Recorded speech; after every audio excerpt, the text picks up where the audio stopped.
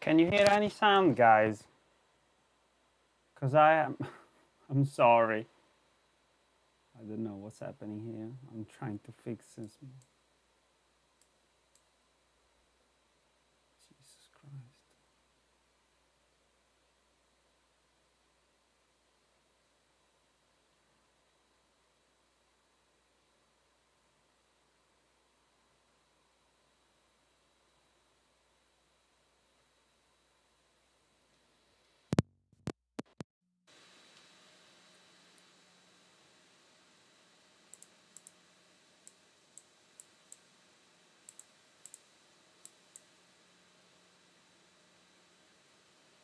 Can you hear me okay, guys?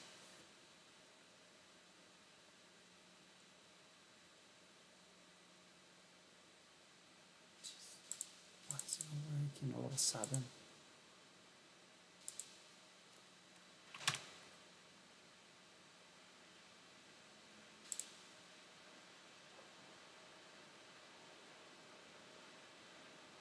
If you want to add killer animations to your... This one is working, this one is not.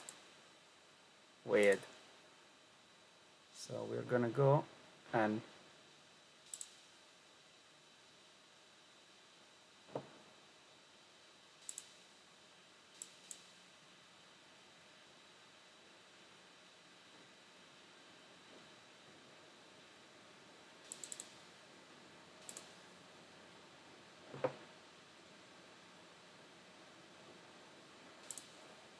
Why is it not working?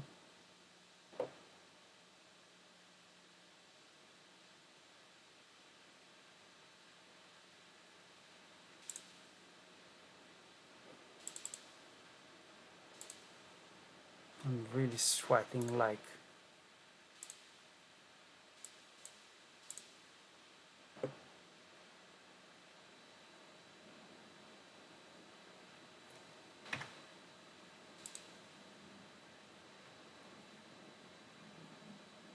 Guys, can you hear the audio?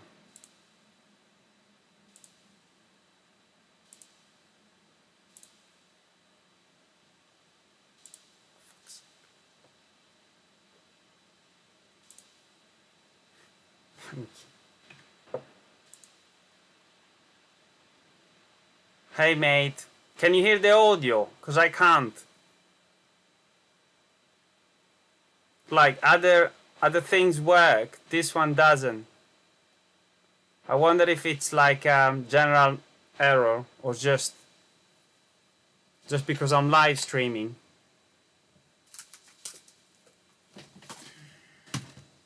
So weird.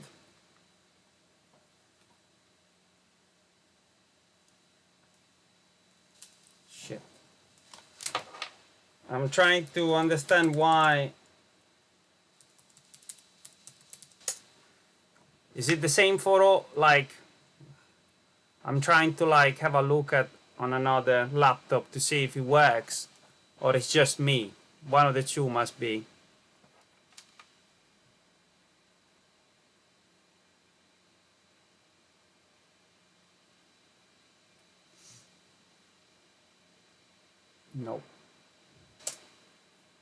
No means like, is it just me or someone else as well? Oh God.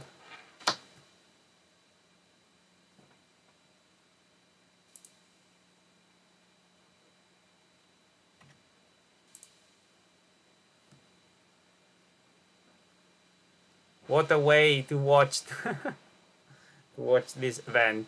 No audio. It's gonna be. It's a general problem. All right.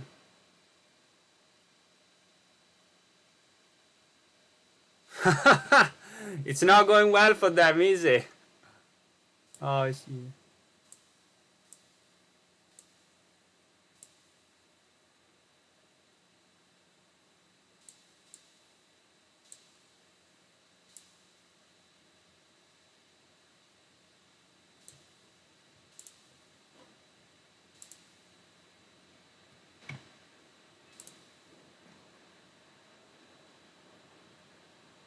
Oh, crap.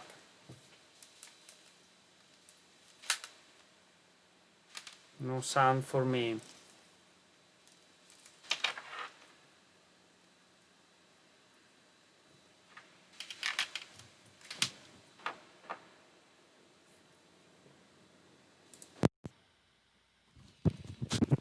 Can you hear me okay now?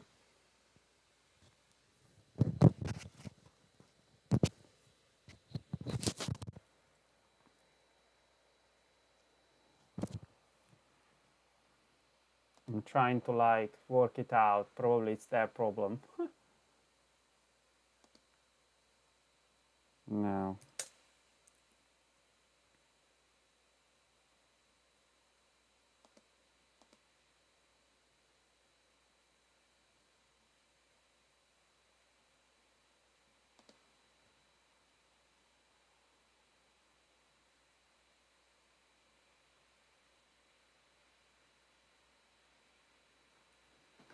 Oh, that's a hell of a wait.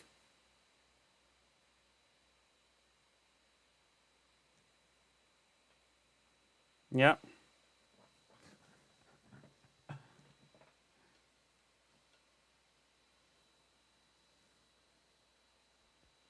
Let's see if I can sign in to this bloody chat.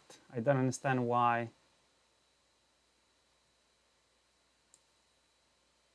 So weird. Why can I not?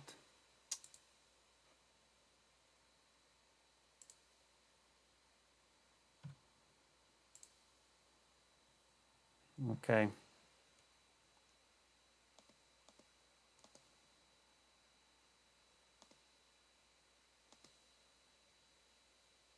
No sound at all. Not even me. No sound at all, mate.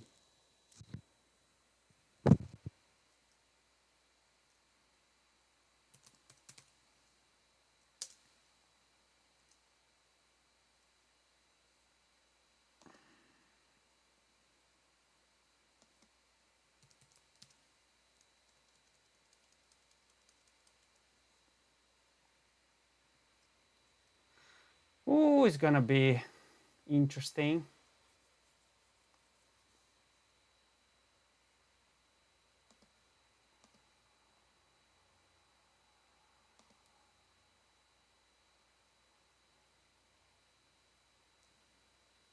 Right. I have access now to the live chat. To my own live chat because so now I can chat with you.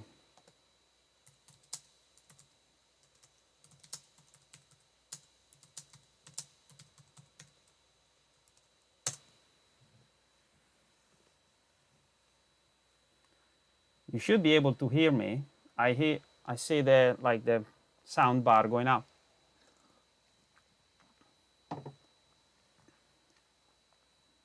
Not a great start of battery day, must say.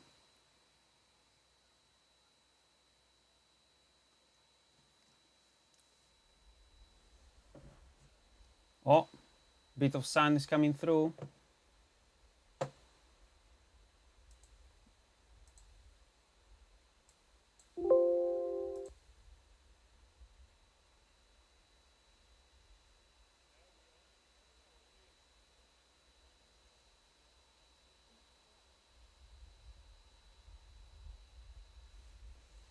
Very quiet.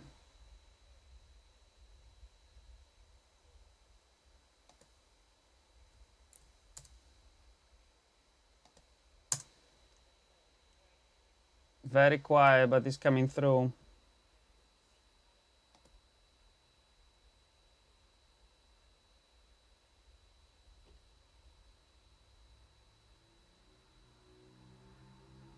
Very quiet.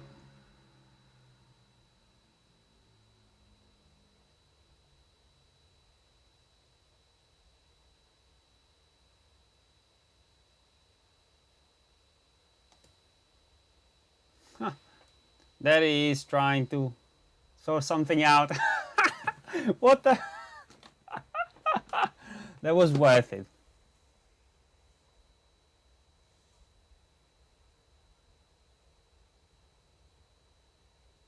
Come on, mate. Say something. Good afternoon, everyone. Welcome to Tesla's 2020 Annual Meeting of Stockholders. We're really excited that you could be here with us today. My name is Al Prescott. I'm Tesla's Vice President of Legal. There'll be two parts of today's meeting. First, the formal part of the meeting will get out of the way, which will cover the 7 items that stockholders have been asked to vote on. After the voting, I'll introduce Tesla's co-founder and CEO, Elon Musk, who'll give a presentation about the company update and year in review. And then following the conclusion of the stockholder meeting, we'll start our separate Battery Day event. At this time, I'd like to thank the members of the Tesla team and our board, especially those who were able to make it out here in person today, as well as to our representative from PricewaterhouseCoopers, Tesla's independent auditor, who's also here. But before we begin, I'd like to introduce you to Robin Denholm, the chairwoman of Tesla, who would like to say a few words remotely. Definitely not thanking the audio guys, I'm telling you.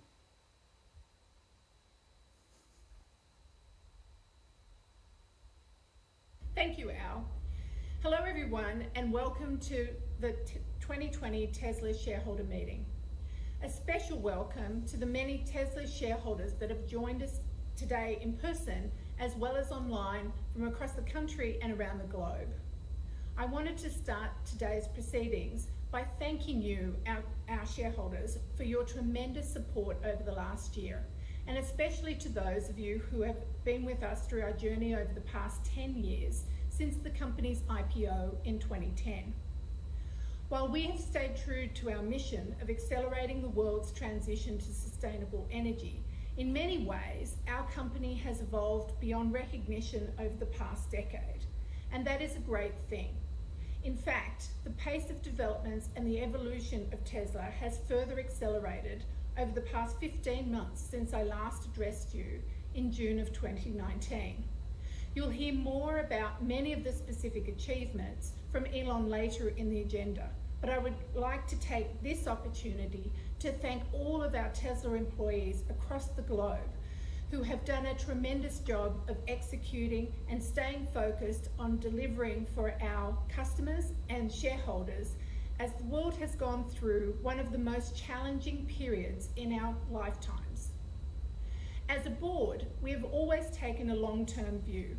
We have made decisions and supported decisions made by the management team that may not have seemed obvious at the time, but are delivering and will continue to deliver breakthrough results. But it's also important to remember why we do this.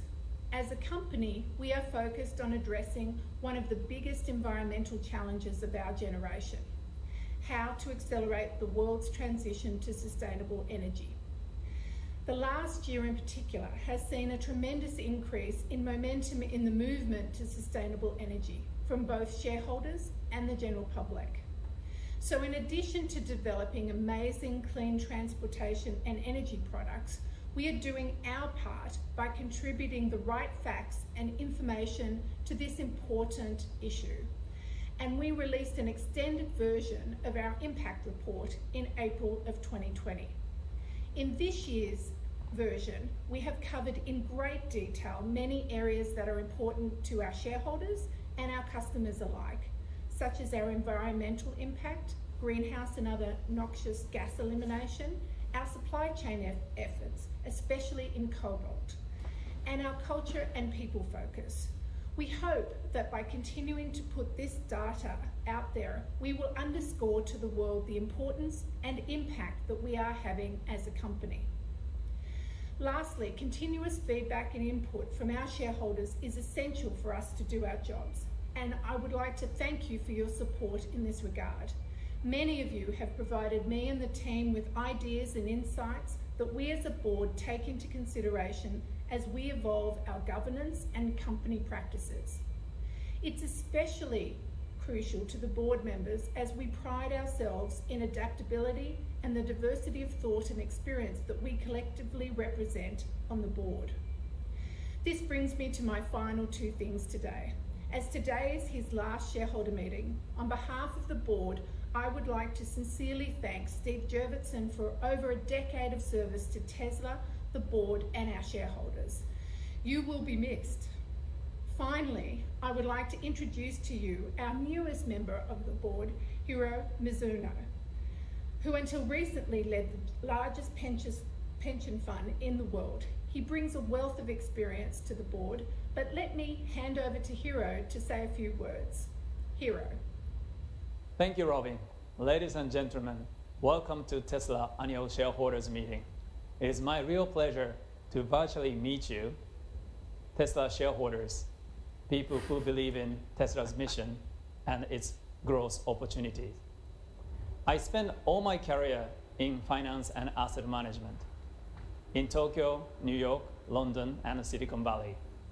Until recently, I was the Chief Investment Officer of GPIF, $1.5 trillion Japanese public pension fund. And one of my priorities as an investment chief was to promote responsible investments, which aim to make financial returns while pursuing ESG agenda, such as environment and social issues.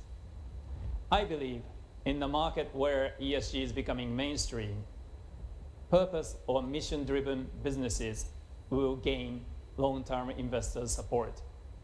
This is why I was interested in Tsla, where mission is to accelerate the world transition to sustainable energy. I'm very excited to join the Tsla team on that journey and hope to assist Tsla deliver what investors expect by further enhancing its environmental and social impact. Once again, Tsla shareholders, thanks for your support. I'm looking forward to seeing you in person next year. Thank you. All right, because it was in Japan. Thanks, Robin and Hiro. Whatever. I will now call the meeting to order. Please refer to the meeting agenda that has been provided to you and posted also to our virtual meeting site. The time is now 1:49 p.m. Pacific time, and I declare that the polls are now open. We've already received voting proxies from stockholders over the past few weeks, meaning that almost all of the votes that will be counted were already submitted before the meeting. However, if you wish to vote now or to change your prior vote, you may do so through the virtual meeting site. For those that are here in person today, ballots and ballot boxes were available to you at check-in. Tesla's board of directors has appointed Computershare Trust Company to serve as inspector of elections for the meeting. Computershare has taken and signed an oath as inspector of election and has certified that starting on August 13th, 2020, the proxy material or a notice of internet availability of the proxy material were mailed or provided to all Tesla stockholders of record as of July 31, 2020.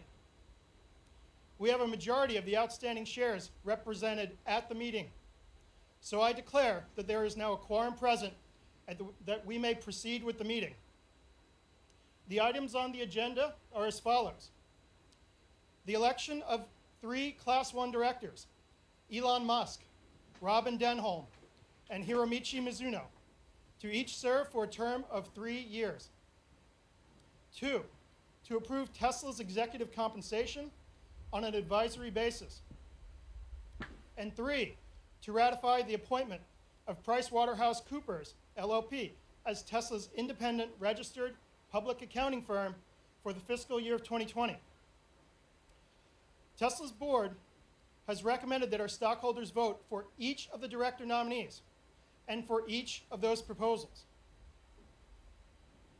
In addition, we have also received 4 stockholder proposals, as described in the proxy statement. I would like to remind our stockholders that Tesla's board has prepared a statement in opposition to each of these proposals, which appear in the proxy. The first stockholder proposal is an advisory vote regarding paid advertising. Our board has recommended that our stockholders vote against this stockholder proposal. This stockholder proposal comes to us from James Danforth.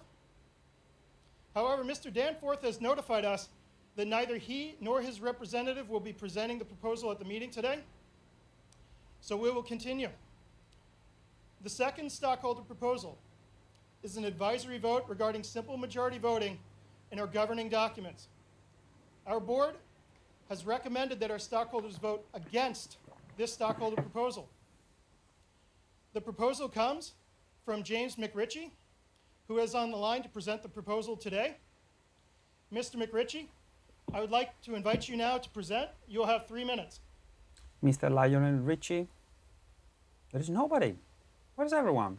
I'd like to thank the board for holding such an innovative hybrid meeting during these difficult times. Proposal number 5 basically asks for a majority voting standard to amend bylaws. I first introduced a proposal on this subject at the 2014 Tesla meeting. Supermajority provisions are generally used to entrench incumbent directors and managers. Academic research finds that reducing such devices is associated with higher returns. The board's opposition statement argues they tried to adopt a majority standard last year, but shareholders rejected it. However, 99.6% of shares voted for the proposal. Only 0.4% voted against it. The problem was that a little more than 35% of shares went unvoted. The vast majority of retail shareholders often don't bother to vote. Since only 65% of shares were voted, we didn't achieve the 66.67% necessary to overturn the current supermajority bylaw. It appears the proposal failed primarily for 3 reasons. 1, the board put forth less than robust arguments in favor. 2, they added confusion with another proposal to reclassify the board not into a single class, that's the norm, but into 2 classes, elected in alternate years. 3rd, the board also failed to make a substantial effort to solicit votes in favor. Also, please consider this proposal in context with other poor corporate governance provisions at Tesla. First, shareholders can only remove directors for cause. What that basically means is the director has to be caught in criminal activity for shareholders to remove them. Second, because the board is divided into 3 classes, shareholders can only hold individual directors accountable every 3 years. And third, shareholders cannot call special meetings, nor can act by written consent. I hope you will agree. Corporations should not be democratic free zones. Vote for proposal number 5 so that 33% of shares cannot overrule the wishes of 67%. Thank you. Thank you, Mr. McRitchie. We'll now move on to our 3rd stockholder proposal, which is an advisory vote regarding reporting on employee arbitrations. Our board has recommended that our stockholders vote against this stockholder proposal. This proposal comes from NIA Impact Capital, whose representative, Kelly Hall, is on the line to present the proposal today. Ms. Hall, I'd like to invite you to go ahead and present. You'll have 3 minutes.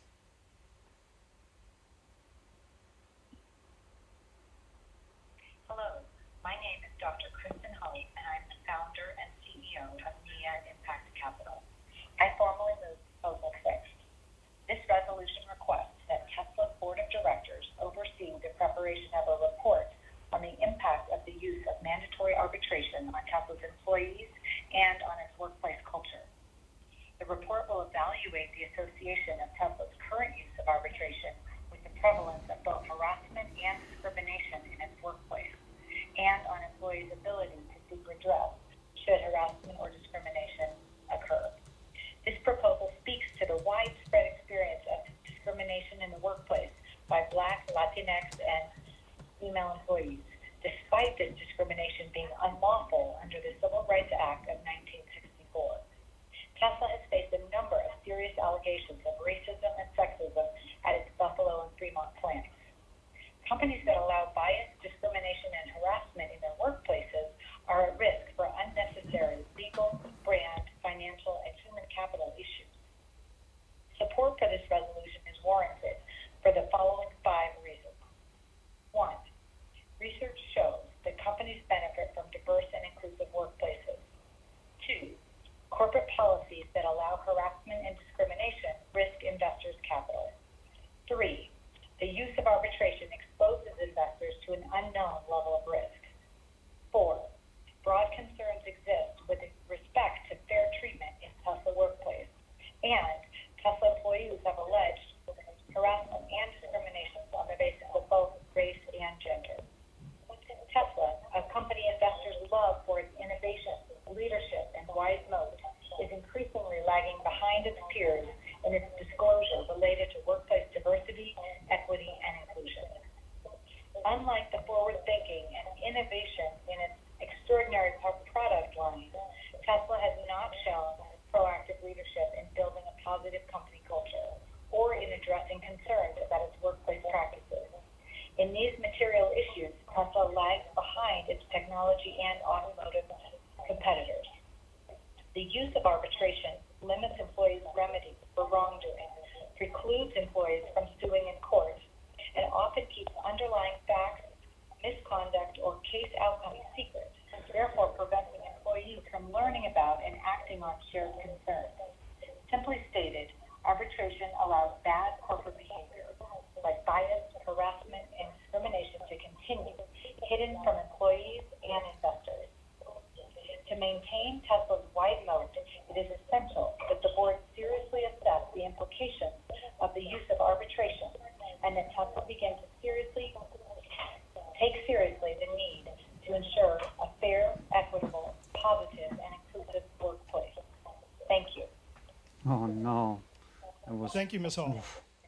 Our 4th and final proposal is an advisory vote regarding reporting on human rights. Our board has recommended that stockholders vote against this proposal. This proposal comes to us from the Sisters of Good Shepherd, New York Province, whose representative, Terrence Collingsworth, is on the line to present today. Mr. Collingsworth, I would like to invite you to speak now. You have 3 minutes for your proposal. No, please. Make it quick. Thank you. I'm Terry Collingsworth, Executive Director of the International Rights Advocates. I'm here representing the Sisters of Good Shepherd, New York Province, to present item 7 on human rights disclosure, which calls upon Tsla to issue a report to describe board oversight of human rights and its human rights due diligence process, including systems to provide meaningful remedies when human rights impacts occur.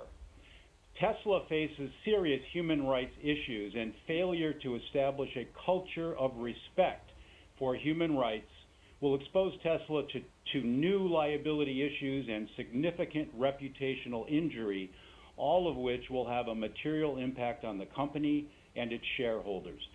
The need to set a new course for human rights compliance at Tsla is glaring. Here are 5 examples of human rights violations occurring now in Tesla's operations.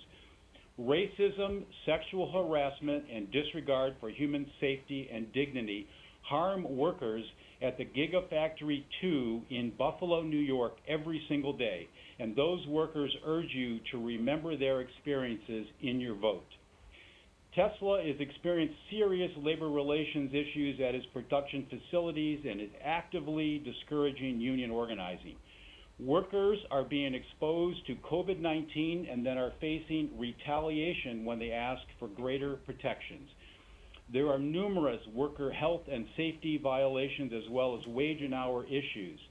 And finally, there are serious, even deadly human rights violations occurring in Tesla's global supply chains. On this last issue, my organization brought the pending suit against Tesla for using cobalt mined in the Democratic Republic of Congo by young children. I personally met young boys who lost limbs or were paralyzed in cobalt tunnel collapses.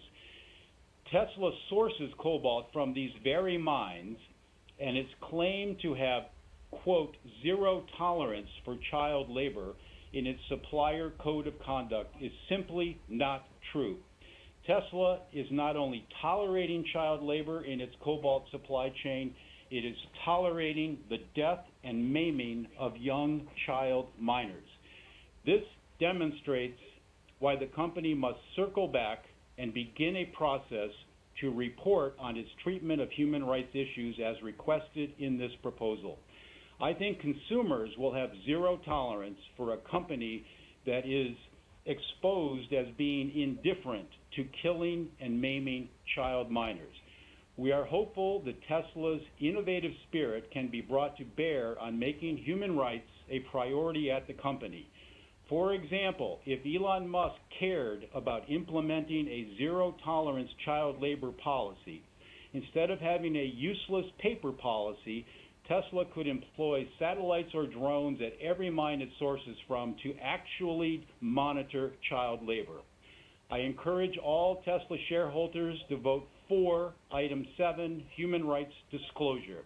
Thank you for your attention. My Thank God. you, Mr. Collinsworth. My God. At this time, I'd like to thank our stockholders for all of their active participation in today's meeting and for those who just presented on the line. I'd also like to read some of the comments that have been submitted by you over the course of the meeting. The first comment comes from Michael Overbaugh. I take great pride in the fact that we haven't had to stoop to the level of what advertising represents to get where we are today. I'd hate to give in to that kind of temptation now when we're so close to becoming a household name that's based solely on our merit alone. But if assets do end up having to be set aside for marketing, I'd like to suggest that rather than shoving ads down the customers' throats, we establish some sort of hardcore nationwide campaign and event with the goal of getting as many people as possible behind the wheel of a Tesla for an introduction drive. It's well known how far just doing that alone goes to converting people into fans.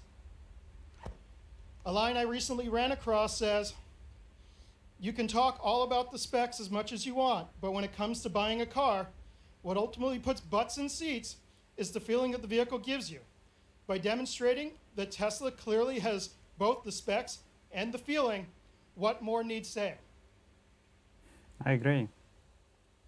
Our second comment comes from the United Steelworkers on behalf of the Clean Air Now Coalition of Western New York by Sabrina Liu.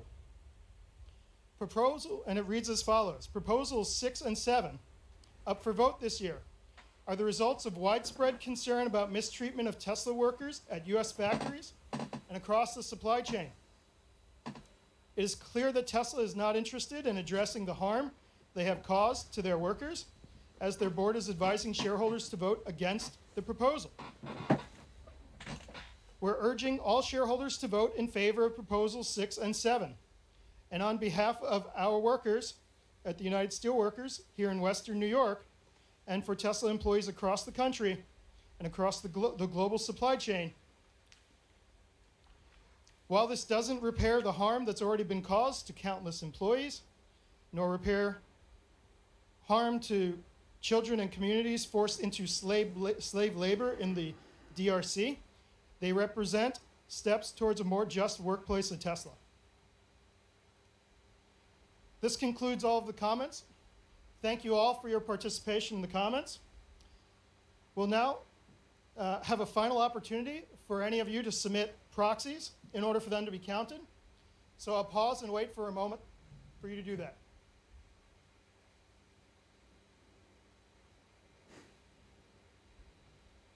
That was interesting. It was really interesting.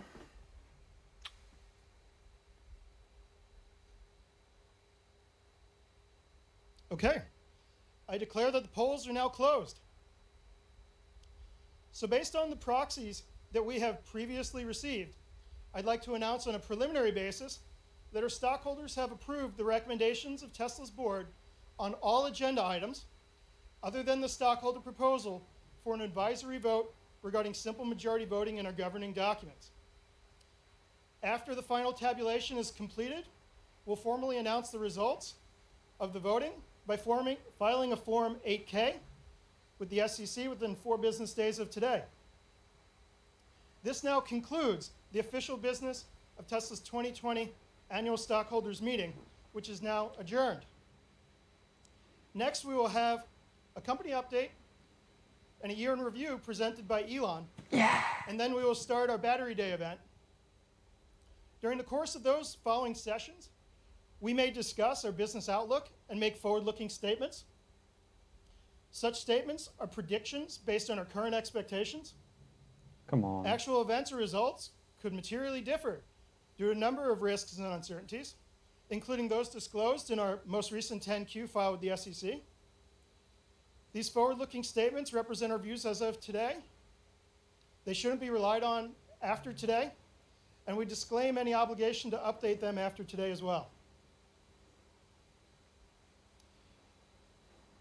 We will now continue with the company update and year in review. And it's my pleasure to introduce Tesla co-founder and CEO, Mr. Elon Musk. Yeah. It is man of the match. Hey everyone. Well, I mean, this is definitely a new approach. We got the Tesla drive-in movie theater, basically. It's good to see everyone. It's a little hard to read the room with everyone being in cars, but it's it's the only way we could do it. So hopefully it's cool, and hopefully you can hear me. Can you guys hear me? Okay. All right, great. All right, well, thanks for coming. I think it's been an incredible year, and I'd like to thank you for your support through tough times, good times. It's been great. Really appreciate everyone who's put their hard-earned money into Tesla, and I think it's worked out pretty well. This has been a good year, and I think Just about. There's many good years to come.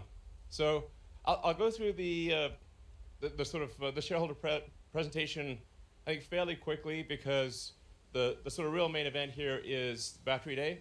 So, and really, I'm just going through a recap of what's happened over the past year or so. I think starting from in terms of our ability to create a factory, huge kudos to the Tesla Shanghai team for being able to go from literally a dirt pile to volume production in 15 months. It's like, damn. Yeah. So, and I think something that's really quite noteworthy here is Tesla is the only foreign manufacturer to have a 100% owned factory in China. So this is often not well understood or not appreciated, but to have the only 100% owned foreign factory in China is a really big deal, and it's paying huge dividends here. So we really wouldn't have the results that we have had this year without the great efforts of the Tesla China team. So I'm super appreciative of that. And we'll see the Shanghai factory continue to scale quite a bit from where it is right now. I think we really could expect that to be, over time, a factory that produces over 1 million vehicles a year. There you go. Yeah, it's cool. So let's see. So we also reached in the past year volume production of the Model Y, and this was the smoothest launch that we've ever had. So I think we're definitely getting better at new vehicle launches and building factories and scaling production. As you've heard me say before, it's the hardest thing is scaling production, especially of a new technology. It's insanely difficult. Making a prototype is relatively easy, and if I think of like what is the real achievement of Tesla in sort of car company terms, it's like it wasn't making sort of exciting prototypes. It was that Tesla was really the first company in about a century in the U.S., the first U.S. company in the U.S. to reach volume production and be sustainably profitable. Like the crazy thing is this has really not happened in 100 years. That's the actual super hard part. And we now have 4 vehicles in volume production, S3, XY. So also the toughest joke, I think maybe ever. It was a very difficult joke to make.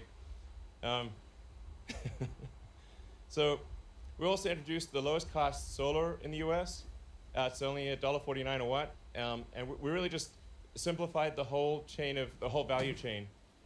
So reduced sales and advertising, we got rid of a bunch of unnecessary costs, and really are just relying upon the fact that it's just the lowest cost, most efficient solar in the US, providing both retrofit and the solar glass roof, which I think is a really great product, a hard product to make work, but it will be a major product line in the future.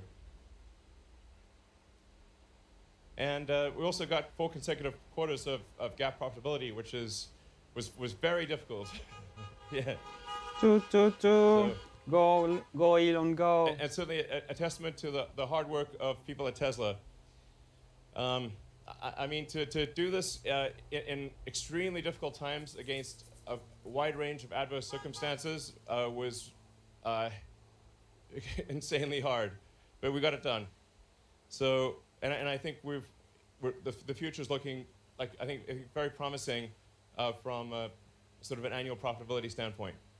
So, in order to achieve, in order to sort of do well financially, you really need economies of scale, and you need ideally the best technology. And I think we've had the best technology for a while, but now we are also achieving economies of scale.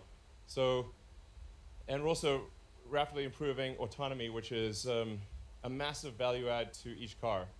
So, you know, I think the value of Tesla is going to be like total, just on the vehicle side, total vehicles produced times the value of autonomy. That's a way to think about the future value of Tesla. We also have consistent free cash flow generation. This is really important for growth.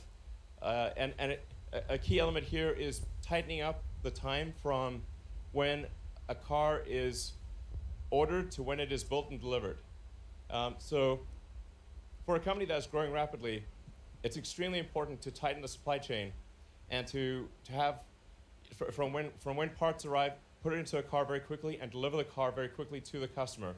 And if you can do that inside the sort of your kind of payables timeline, then the faster you grow, the more cash you have. Or conversely, if you're unable to do it within your payables timeline, the faster you grow, the less money you will have, which is obviously bad. It's for a capital-intensive situation. So just tightening up and having the parts move very quickly to the factory, put it in a car, get it to a customer, makes a massive difference to cash flow generation. And I mean, that's why it's extremely important to have a factory in each continent. Because if you don't at least have a factory in the continent, it is impossible to achieve this.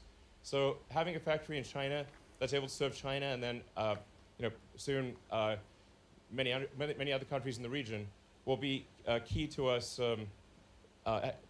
tightening that total sort of chain of cash flow and getting it, essentially the faster we grow, the more cash. This is really important. That's also why it's important to have Giga Berlin complete, because then we'll have a factory in China, factory in the US, and soon a second factory in the US in Austin, and a factory in Europe.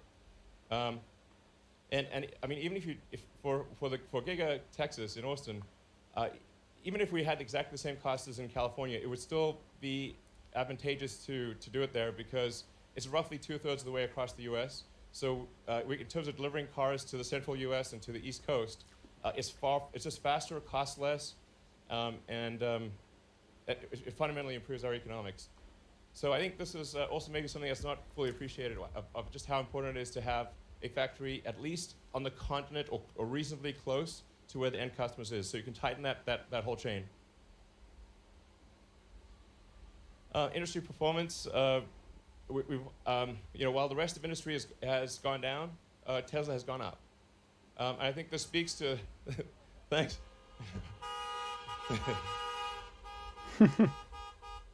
And so I'd like to thank all the customers for taking a chance on Tesla and buying our product, and really hope you're enjoying it. This is really, our sales, as Al was saying, really grow by word of mouth. So this is really, I think, a very pure, it's very pure in the sense that it's like, it's growing on the basis of existing Quality. owners recommending it to new customers. This is really, I think, a good way to grow. And then in 2019 we had 50% growth, and I think we'll do really pretty well in 2020. Probably somewhere between 30 to 40% growth, despite a lot of very difficult circumstances. I mean, there's so many, pandemic, wildfires. It's like a whole bunch of difficult production issues. But thanks to the hard work of the Tesla team and a lot of innovative approaches to overcoming issues, we're able to still see significant growth in one of the most difficult, in fact, I'd say probably the most difficult year of Tesla's existence. So, and we also published our extended impact report. At Tesla, we try very hard to do the right thing. If the right thing does not happen, it's just because we maybe made a mistake or weren't aware of it. But we always try to do the right thing as to the best of our ability, and then we published the extended impact report to show, just a sort of a self-examination of, okay, what are we doing right, what are we doing wrong, what can we do better in the future. We're definitely trying to accomplish the most good, and so, if we occasionally make a mistake, we work quickly to fix it and do the right thing. So. It's worth looking at like the average life cycle emissions in the U.S. And just how much better a Tesla is or an electric car than any other than any kind of gasoline car. And what we'll talk about in the battery day is also just how much the grids around the world and actually especially in the U.S. are greening. It's actually much faster than I think people realize. The U.S. is moving towards sustainable energy. And so as we move more and more to sustainable energy, then effectively you end up building the solar factories and the car factories themselves with solar. Over time you do, or with sustainable energy. Over time you'll even mine with sustainable energy, and eventually it will get to an effective emissions of 0. So that's where things will end up. Yeah. So. We also have safety at the core of our design. The Tesla cars are the safest cars ever designed. We have the lowest probability of injury of any cars ever tested by the US government, and that's just passive safety. When you add active safety into that, it's even better. It's really, if safety is important to you, which obviously it is, the safest car you could drive is a Tesla. So. I think some people aren't aware of this, but it's really, safety is paramount. It is actually the #1 design objective when we build a Tesla is safety. Wow. Our factories are also becoming safer, and if you look at the sort of accidents per total vehicle made, it's dramatically better than in the past, and it's already better than industry average, and we're confident we can get it to the best in the auto industry. Autopilot functionality continues to improve, and you can see it in the safety report that we publish every quarter. It's just getting better and better. The U.S. average for collisions is at roughly 2.1 per million miles, and with autopilot engaged, it's 0.3. I mean, this is a profound difference. It really massive, and this will get even better. So.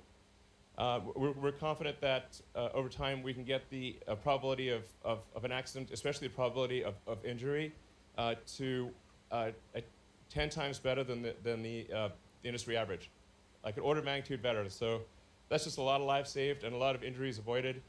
So that's a huge priority for us. On the autopilot front, I think it's kind of hard for people to judge the progress of autopilot.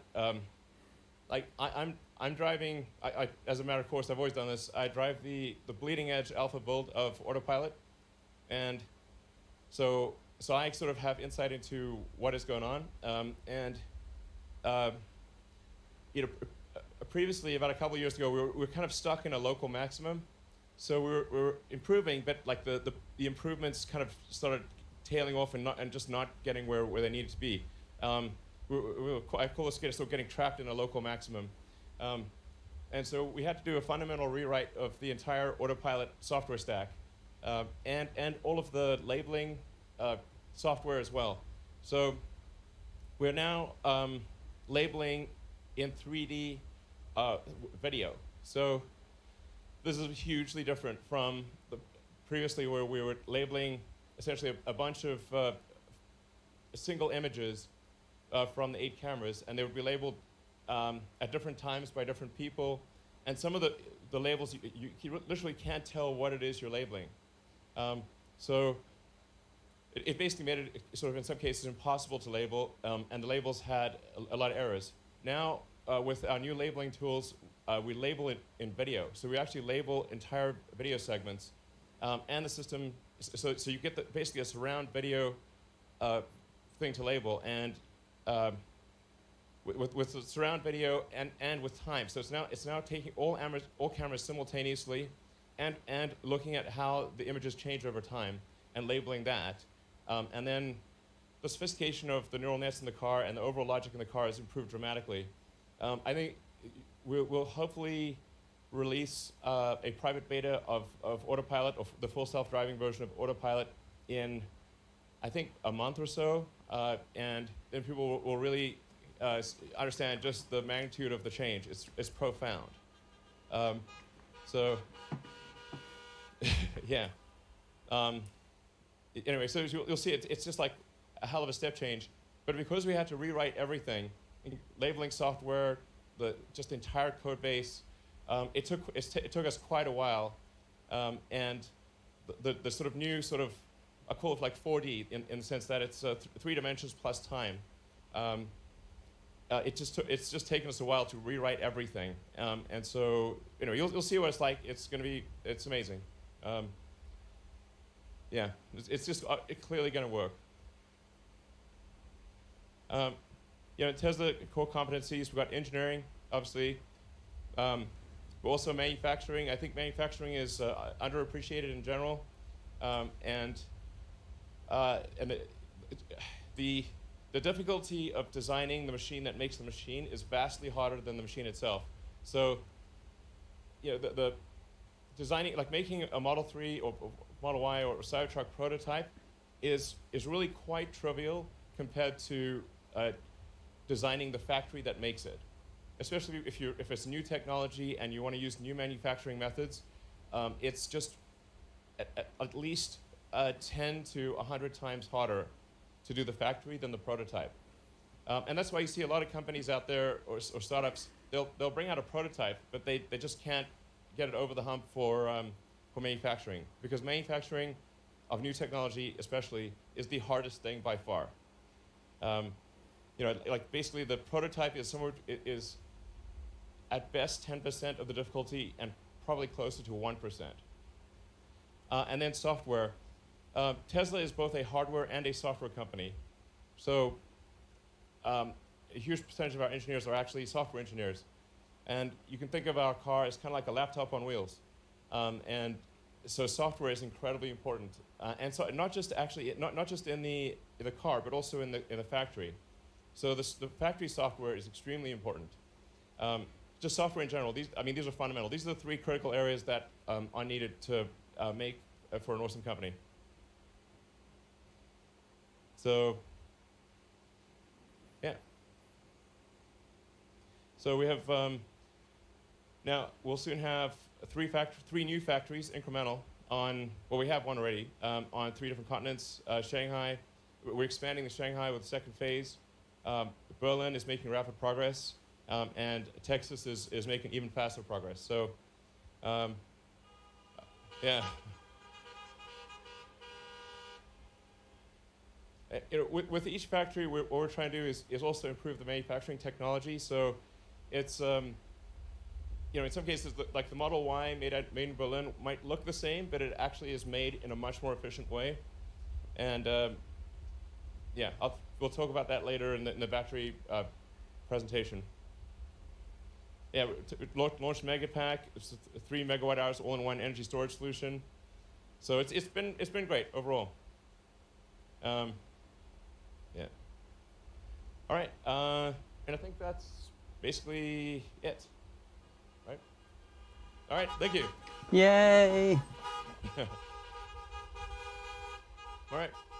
Well, thanks everyone for coming, and we'll be back in a little bit to go through the battery stuff. And there's a little bit more in addition to the battery stuff. We got a few extras as well. So I think you'll really like what we have to say on batteries.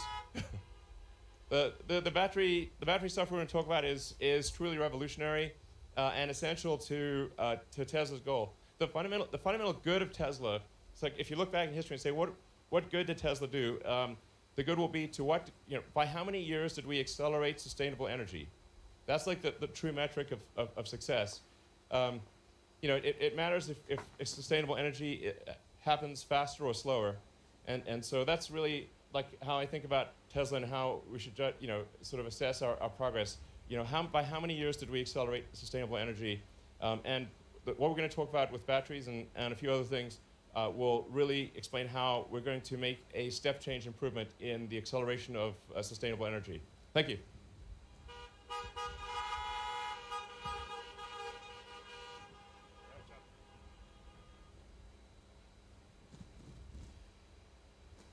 Hi, folks. That was great. We're going to take a short break before we begin the Battery Day event. So stay tuned. If you're local and here in the audience today, you can feel free to get out of the cars and stretch your legs. But try to stay near the cars because we're going to begin promptly in a little bit. See you soon. Ooh, time for a break. I'll be back soon, guys. How was it, by the way? Can you hear me, guys?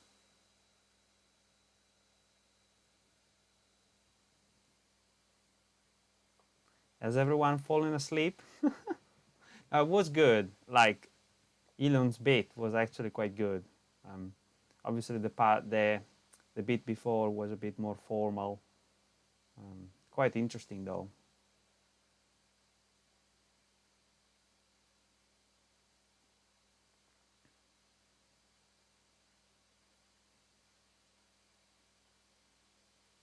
Oh, after this, we're gonna have finally our battery day. It was just a warm-up.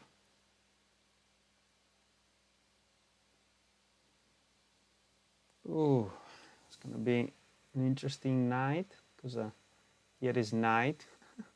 It is 10:30, so it's gonna be a sleepless night for me, but I'm looking forward to this.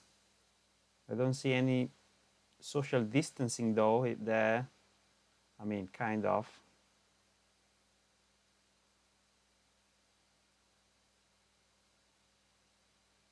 I know, mate. Well, this is what it is.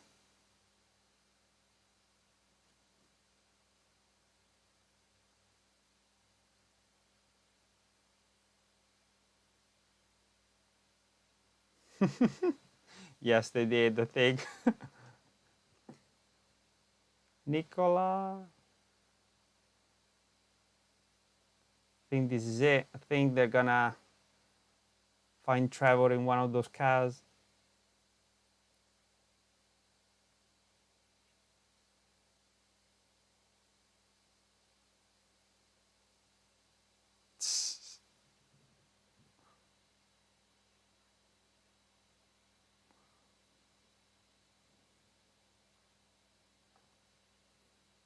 Oof, this break is a bit boring though.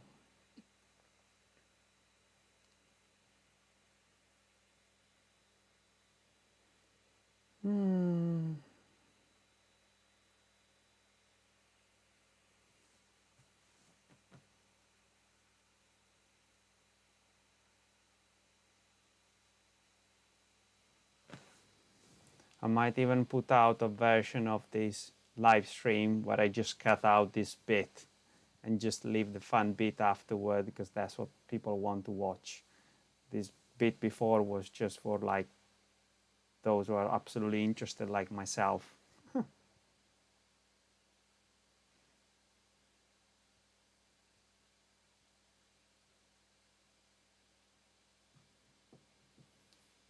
Ooh, that's going to be a long wait.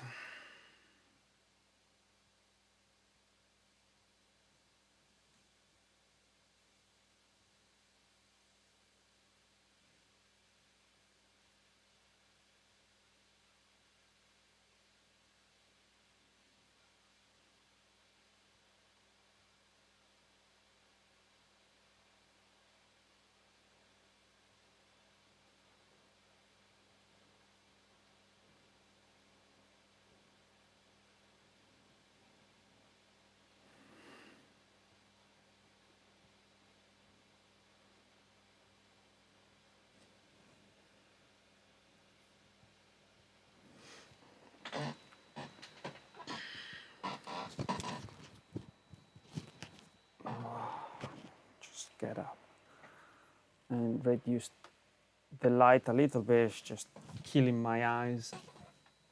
Yeah, better now.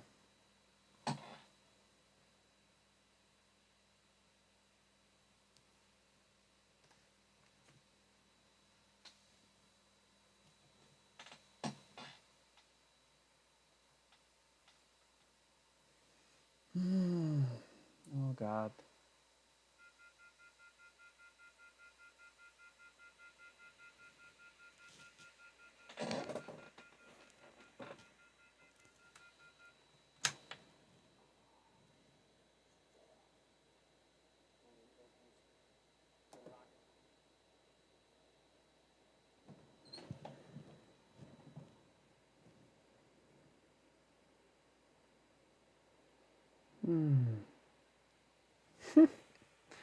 This bit's so boring, guys.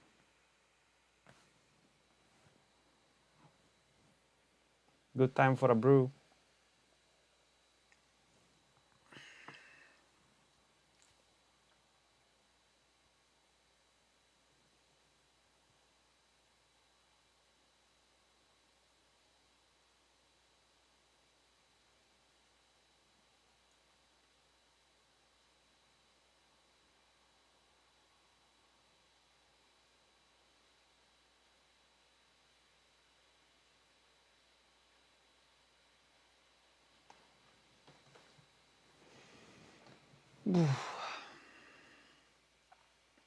How was your days, guys?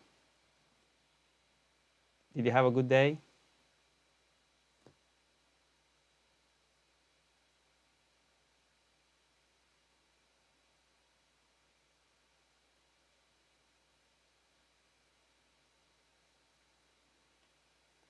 Man, I panicked when when I couldn't hear the audio. I thought, oh shit, it's my live stream and people are here waiting. I thought it was a bit weird that people would wait without audio. But hey ho. Yeah.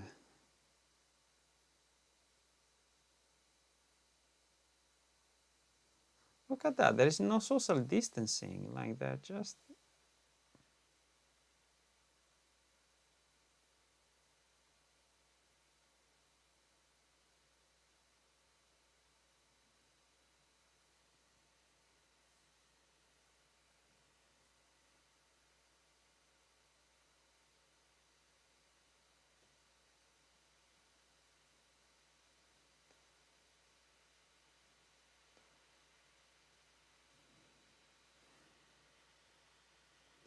who's still in the chat? There is Sean, T-double-P Plaster Builder, Miriam, Hugh, are you all there? Diverse content? Who's still in the chat? I'm just curious now.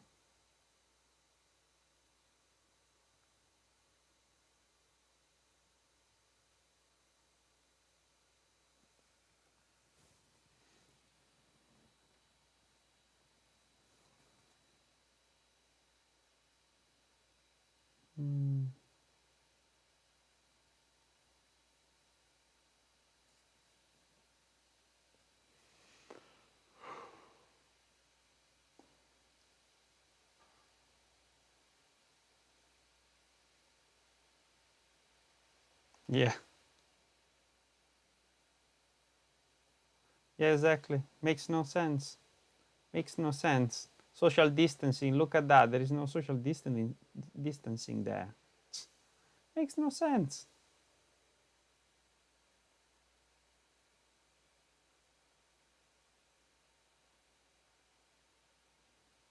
Oh well.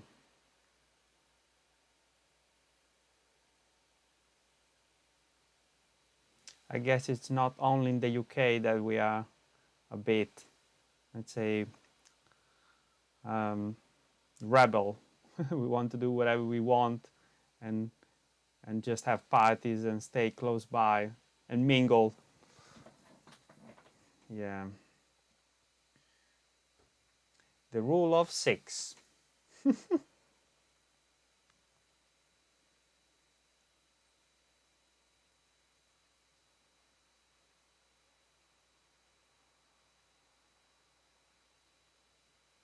I think they're going back to the cars, or at least I hope so.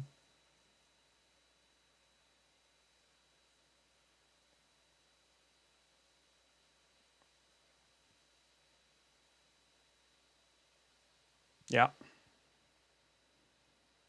Yes. Get in.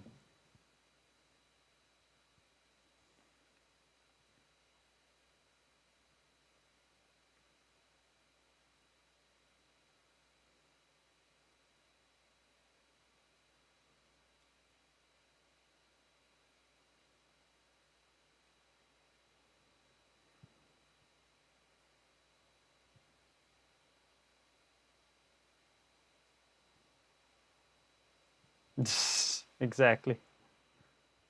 It was Trevor throwing a spanner in the works.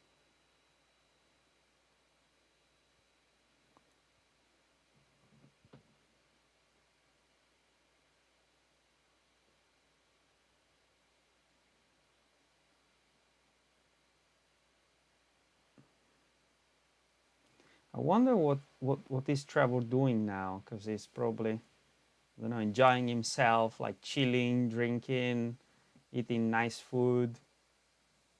He's now super rich. He's fooled everyone. That's all.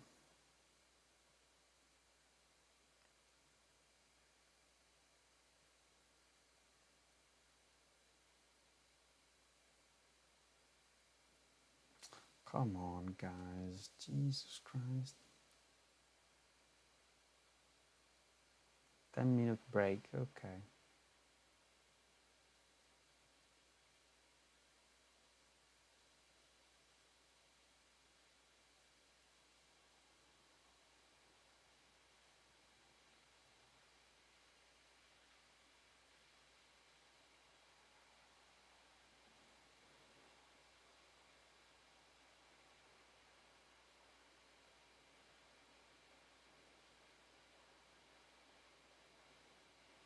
Yeah, probably. He's gone. He's run away with the bag. I would do the same. Like, I don't blame him at all.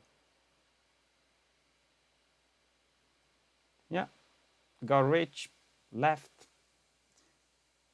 That's it.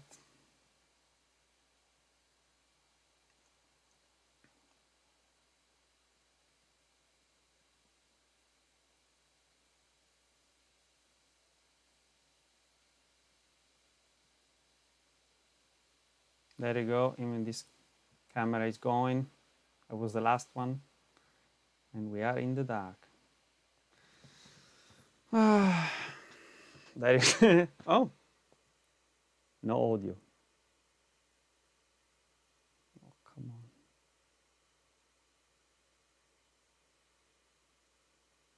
Come on, at least one video with the audio, guys. One.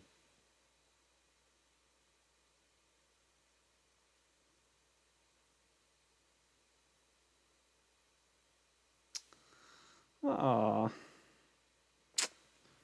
that's a disappointment, but hey ho.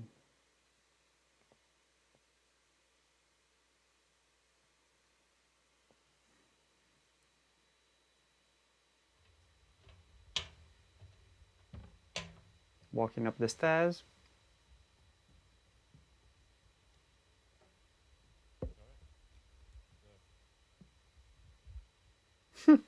This is real. Hello, everyone.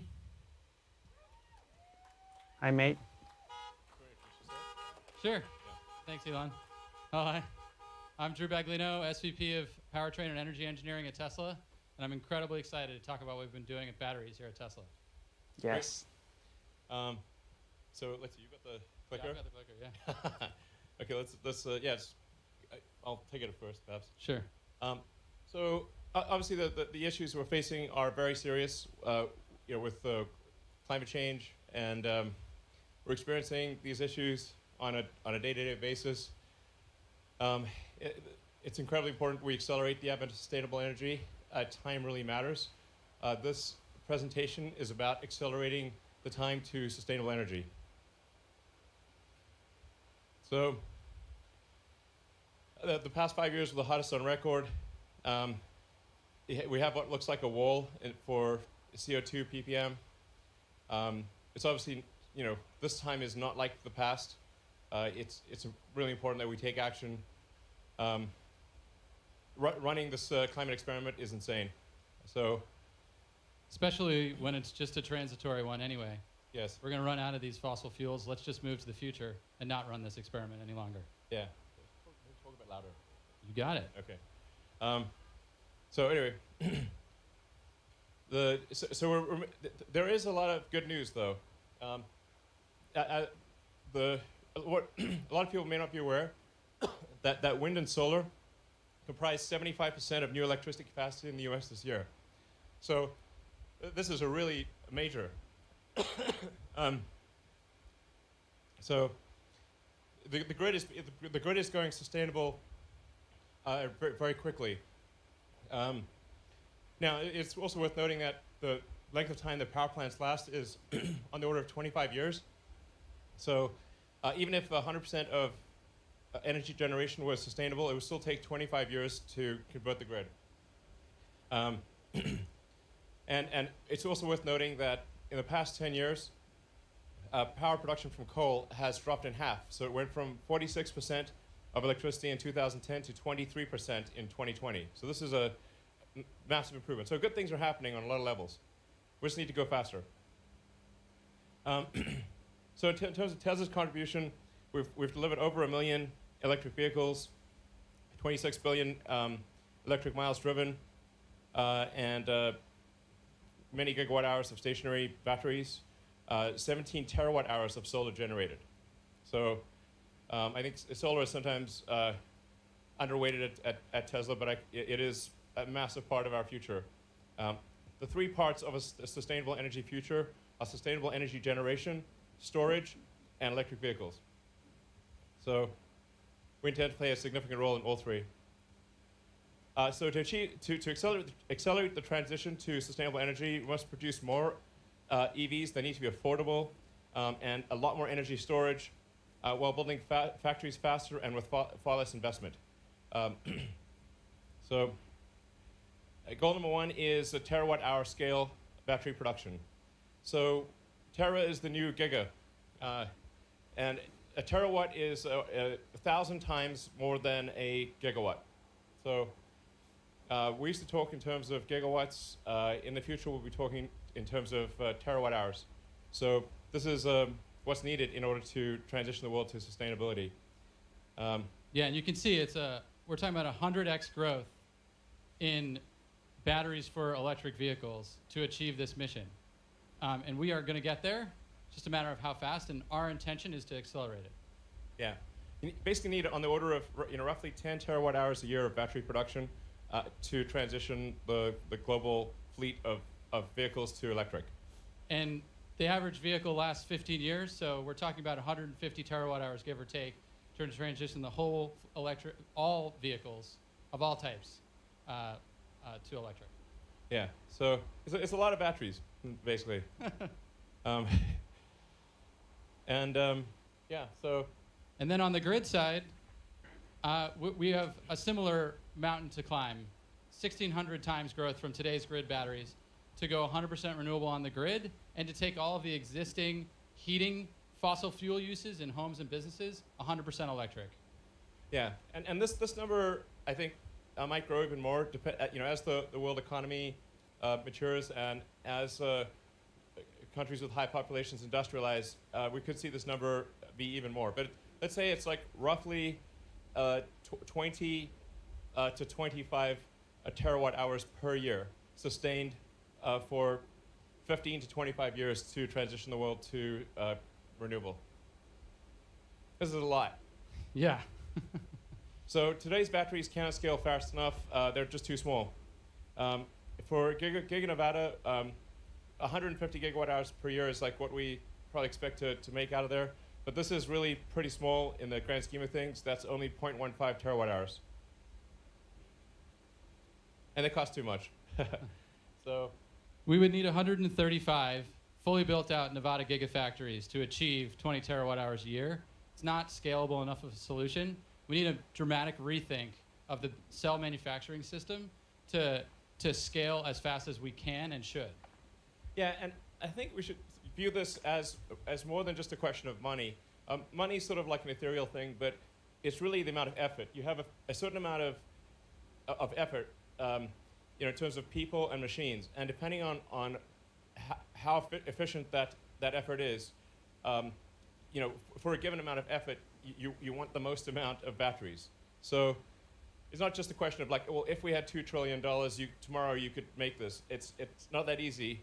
You actually need to organize a massive number of people, build a lot of machines, build the machines that make the machines.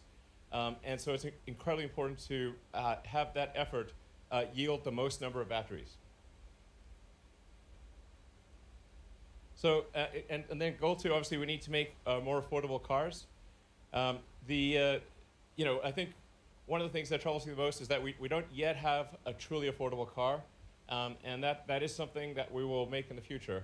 But in order to do that, we've got to get the cost of batteries down. We've got to make, and we've got to be better at manufacturing, and we need to do something about this curve. The curve of the cost per kilowatt hour of batteries is not improving fast enough.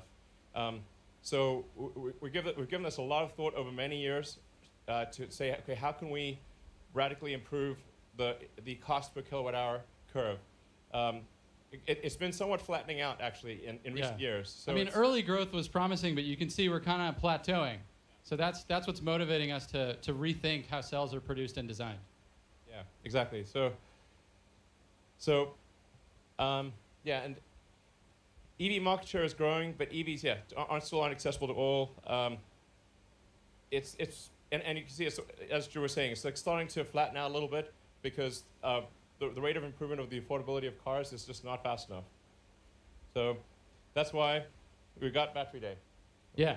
To make the best cars in the world, we design vehicles and factories from the ground up. Next. Yeah.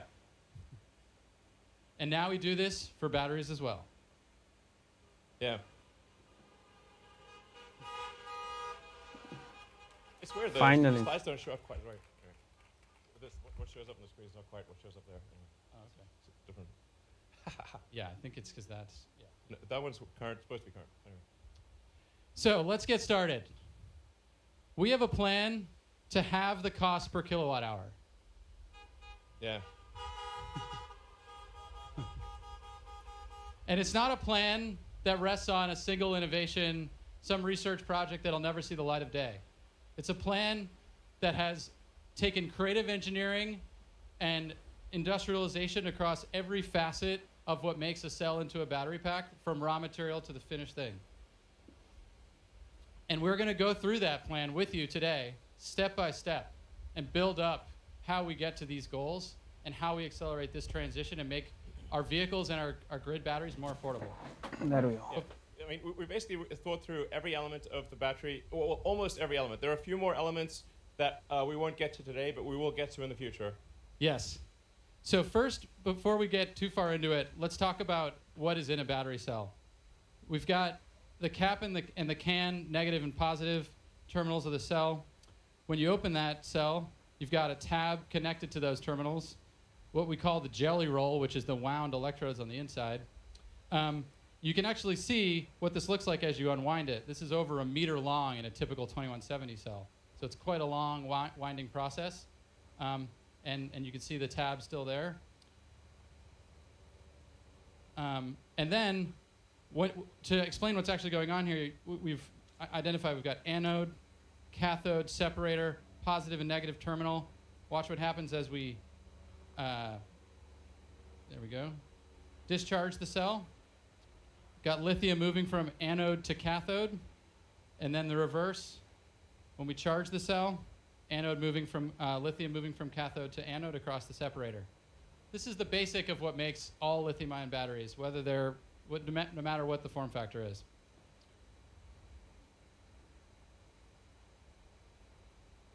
And when we look at what's happened to date, at least in our products, we've moved from the 18650 form factor to the 2170 form factor through great collaboration with our partners, Panasonic, new partners like LG and CATL, and probably others in the future.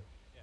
Actually, so a slight note on why is the one called the 18650, although not on the slide, versus the 2170, is that the first two digits refer to the diameter, and the second two digits refer to the length.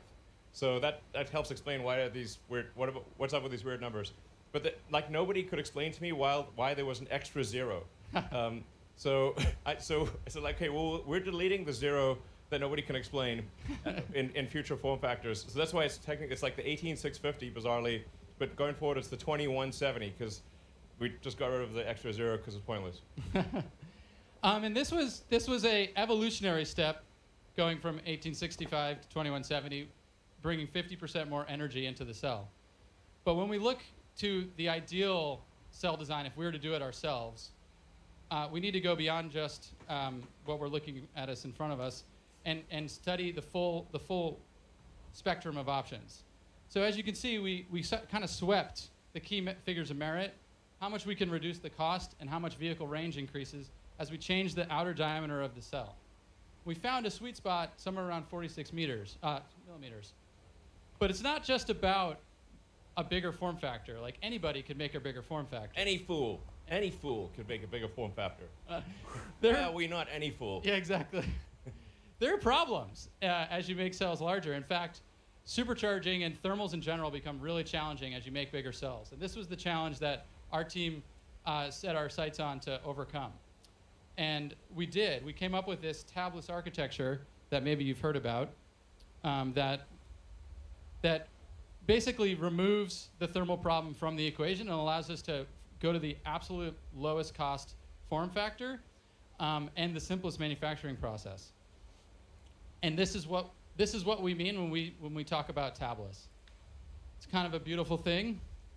That's what these T-shirts mean, but it's very esoteric. It's like nobody could figure it out. But yeah, we basically took the existing foils, laser patterned them, and enabled dozens of connections into the active material through this shingled spiral you can see, with simpler manufacturing, fewer parts, 50 millimeter versus 250 millimeter electrical path length, which is how we get all the thermal benefits. Yeah, this is important to appreciate. Like basically the distance that electron has to travel, is just much less.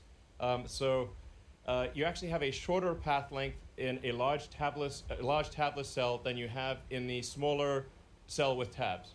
This is a big deal. So even though the cell is bigger, it actually has more power. The power to weight ratio is actually better than the smaller cell with tabs. This is, again, like this is quite hard to do. So it's nobody's done it before. And it really took a tremendous amount of effort within Tesla engineering to figure out how do we make a freaking tabless cell and have it actually work and then connect that to the top cap. And it's there's a whole bunch of things that we're keeping a little secret sauce here that we're not telling everything.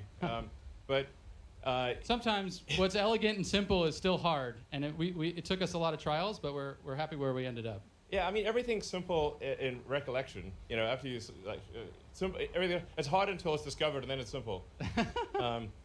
So anyway, there's a lot of really cool things going on that enable tabless, and it's really due to a really great engineering team. Drew and the rest of the team have done amazing work in achieving this tabless construction. And it sounds, I think it may sort of sound a bit silly to some people, but this is like, for people that really know cells, this is a massive breakthrough. For cylindricals to be able to get rid of the tabs dramatically simplifies winding and coating. Yeah. And has an awesome thermal and performance benefit.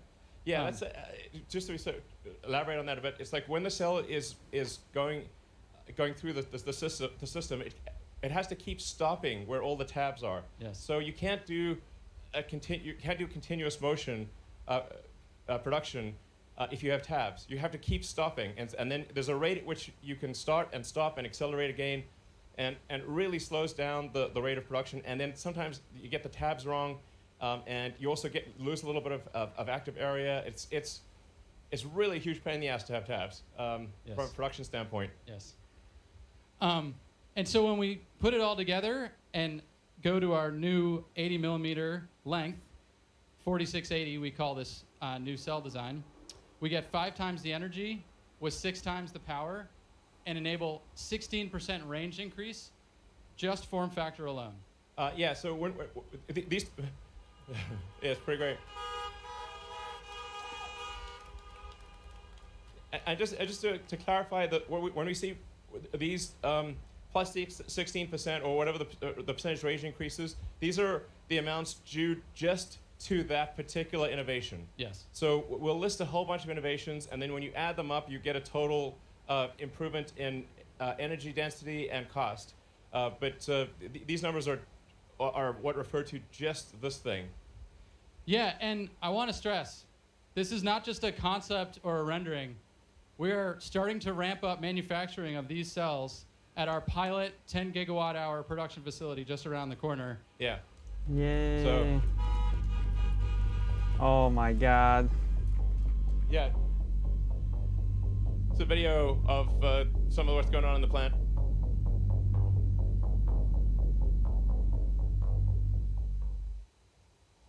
Now, I mean, to be clear, it will take about a year to reach the 10 gigawatt hour capacity. So this is important to appreciate. Like when you build a factory, there's a certain capacity that you design to, and then it takes some period of time to actually achieve that capacity. So I would say it's probably about a year before we get to the 10 gigawatt hour annualized rate with the pilot plant. And this is just a pilot plant. The actual production plants will be more on the order of maybe 200 gigawatt hours, maybe more over time. And thank you. But let's stack up everything we just saw at the cell level. So just the cell form factor change enables a 14% dollar per kilowatt hour reduction, just that cell form factor change. And now that you've been teased on this factory, we're going to go on and walk step by step through that factory and discuss a series of innovations there. When thinking about the ideal cell factory, we have inspirations behind us in the paper and bottling industry, where from humble beginnings, over a century of innovation has enabled mass scale, continuous motion, unbelievably low manufacturing cost. And when we think about the lithium-ion industry, which is really only in its 3rd decade of high-volume production, it has so far to go to achieve similar scale and simplicity. And that was the inspiration that we set out to the team as we thought about how to marry cell design and manufacturing in the best possible factory. And let's talk a little bit about what's in a cell factory. First, there's an electrode process where the active materials are coated into films onto foils. Then those coated foils are wound in the winding process we just talked about, where if you do have tabs, you have to start and stop a lot. Then the jelly roll is assembled into the can, sealed, filled with electrolyte, and then sent to formation, where the cell is charged for the first time, and where the sort of the electrochemistry is set and the quality of the cell is verified. And we set out at every step of this process to try to take that inspiration we just showed and think about how we make those processes fundamentally better and more scalable. And one of the most important processes is where it all begins, the wet process of the electrode coating. And just to give you all a sense of scale, I'm going to walk through what's in that wet process. You've got mixing, where the powders are mixed with either a water or a solvent, solvents for the cathode. That mix then goes into a large coat and dry oven, where the slurry is coated onto the foil, huge ovens, tens of meters long. dried, and that solvent then has to be recovered. You can see the solvent recovery system. And then finally, the coated foil is compressed to the final density. And when you're looking at this, you're like, wow, that's a lot of equipment for one step, especially when you consider that little speck next to the coating oven is a person. This is serious iron involved in making batteries. Wouldn't it be great if we could skip that solvent step, which is one of those dig a ditch and then fill it kind of things where you put the solvent in and then take it out and recycle it, and just go straight to dry mix to coat. And that's what the dry process really is about. And in the most basic form, you can see it here on a bench top. Literally powder into film. As simple as that. I mean, it's hard, actually, just to be clear. So, you know, if this was easy, everyone would do it. So it's not like dry coating electrode is actually easy. It's actually very hard to do what appears to be a simple thing. And it's worth noting, like, you know, we did acquire Maxwell as like a little over a year ago, I guess. And you know, it's certainly a good company and everything, but the dry coating they had was like, it's like sort of, I would call proof of concept. Since the acquisition, we've actually revved the machine that does dry coating 4 times. So we're in revision 4 post-acquisition of the machine. And there's still a lot of work to do. So I would not say this is like completely in the bag. There's still a lot of work to do. And you know, as you go from like benchtop to lab to pilot to volume production, there are actually major issues that you encounter at every level. It's not like, you know, you make something work on your bench and bingo, now you can make a bazillion of it. Absolutely. It's insanely difficult to scale up. But if you do scale it up, what you saw before becomes this. Yeah. So you can see the motivation. A 10 times reduction in footprint, a 10 times reduction in energy, and a massive reduction in investment. But as Elon was saying, simple is hard. Yeah.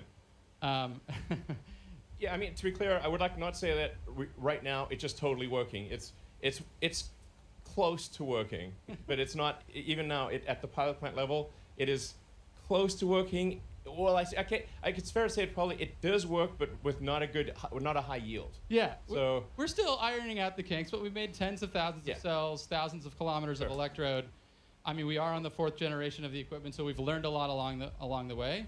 Yeah. I mean, it is super demanding because every atom has its place if you want to deliver the energy density and the cycle life and the supercharging. Yeah. But we're confident that we will get there, but it will be a lot of work along the way. There's a clear path to success, but a ton of work between here and there. Yeah.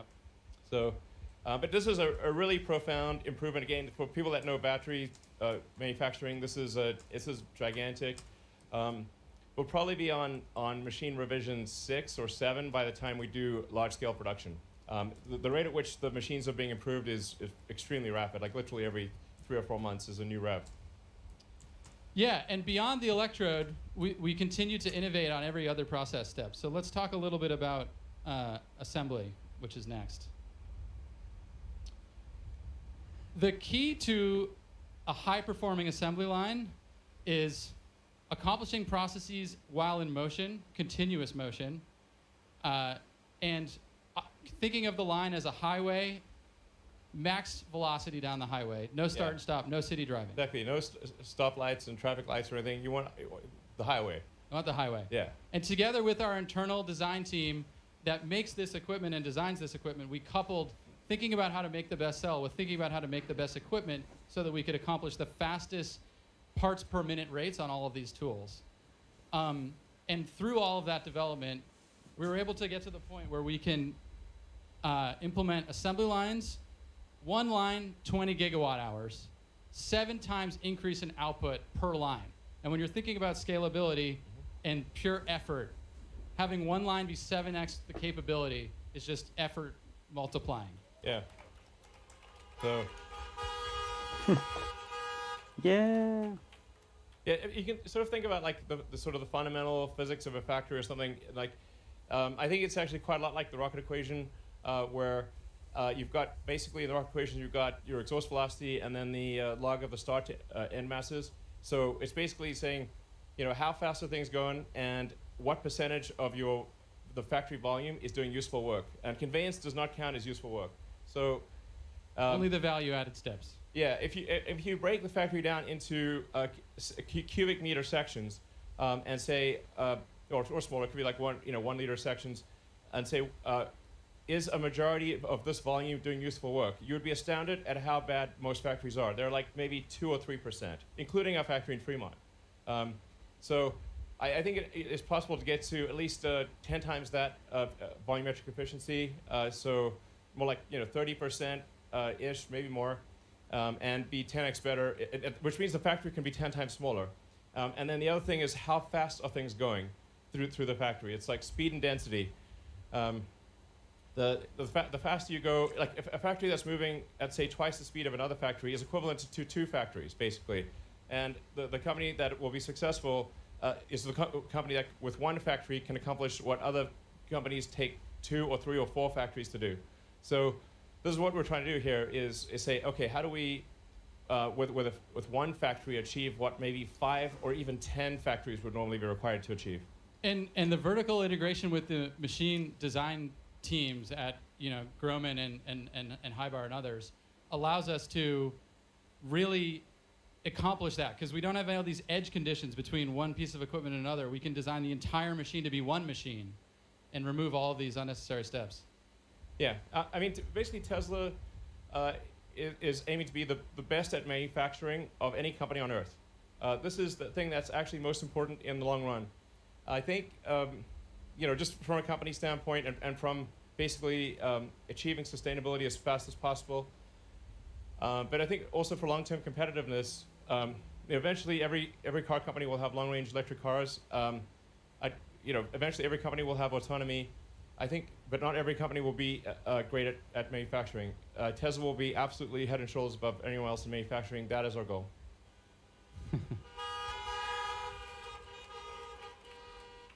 Manufacturing is hard, and hard problems are fun to solve. Okay, now let's talk about formation. In a typical cell factory, formation represents 25% of the investment. And what is formation? It's charging and discharging cells and verifying the quality of the cell. Turns out we've charged and discharged billions and billions of cells in our vehicles, so we know a thing or two about that. The typical formation setup is you charge and discharge each cell individually. In our car, we charge thousands of cells at once. And we took our principle and our power electronics, leveraging Powerwall, vehicle battery management systems, and others, to dramatically improve the formation equipment cost effectiveness and density. 86% reduction in formation investment, 75% reduction in footprint. So.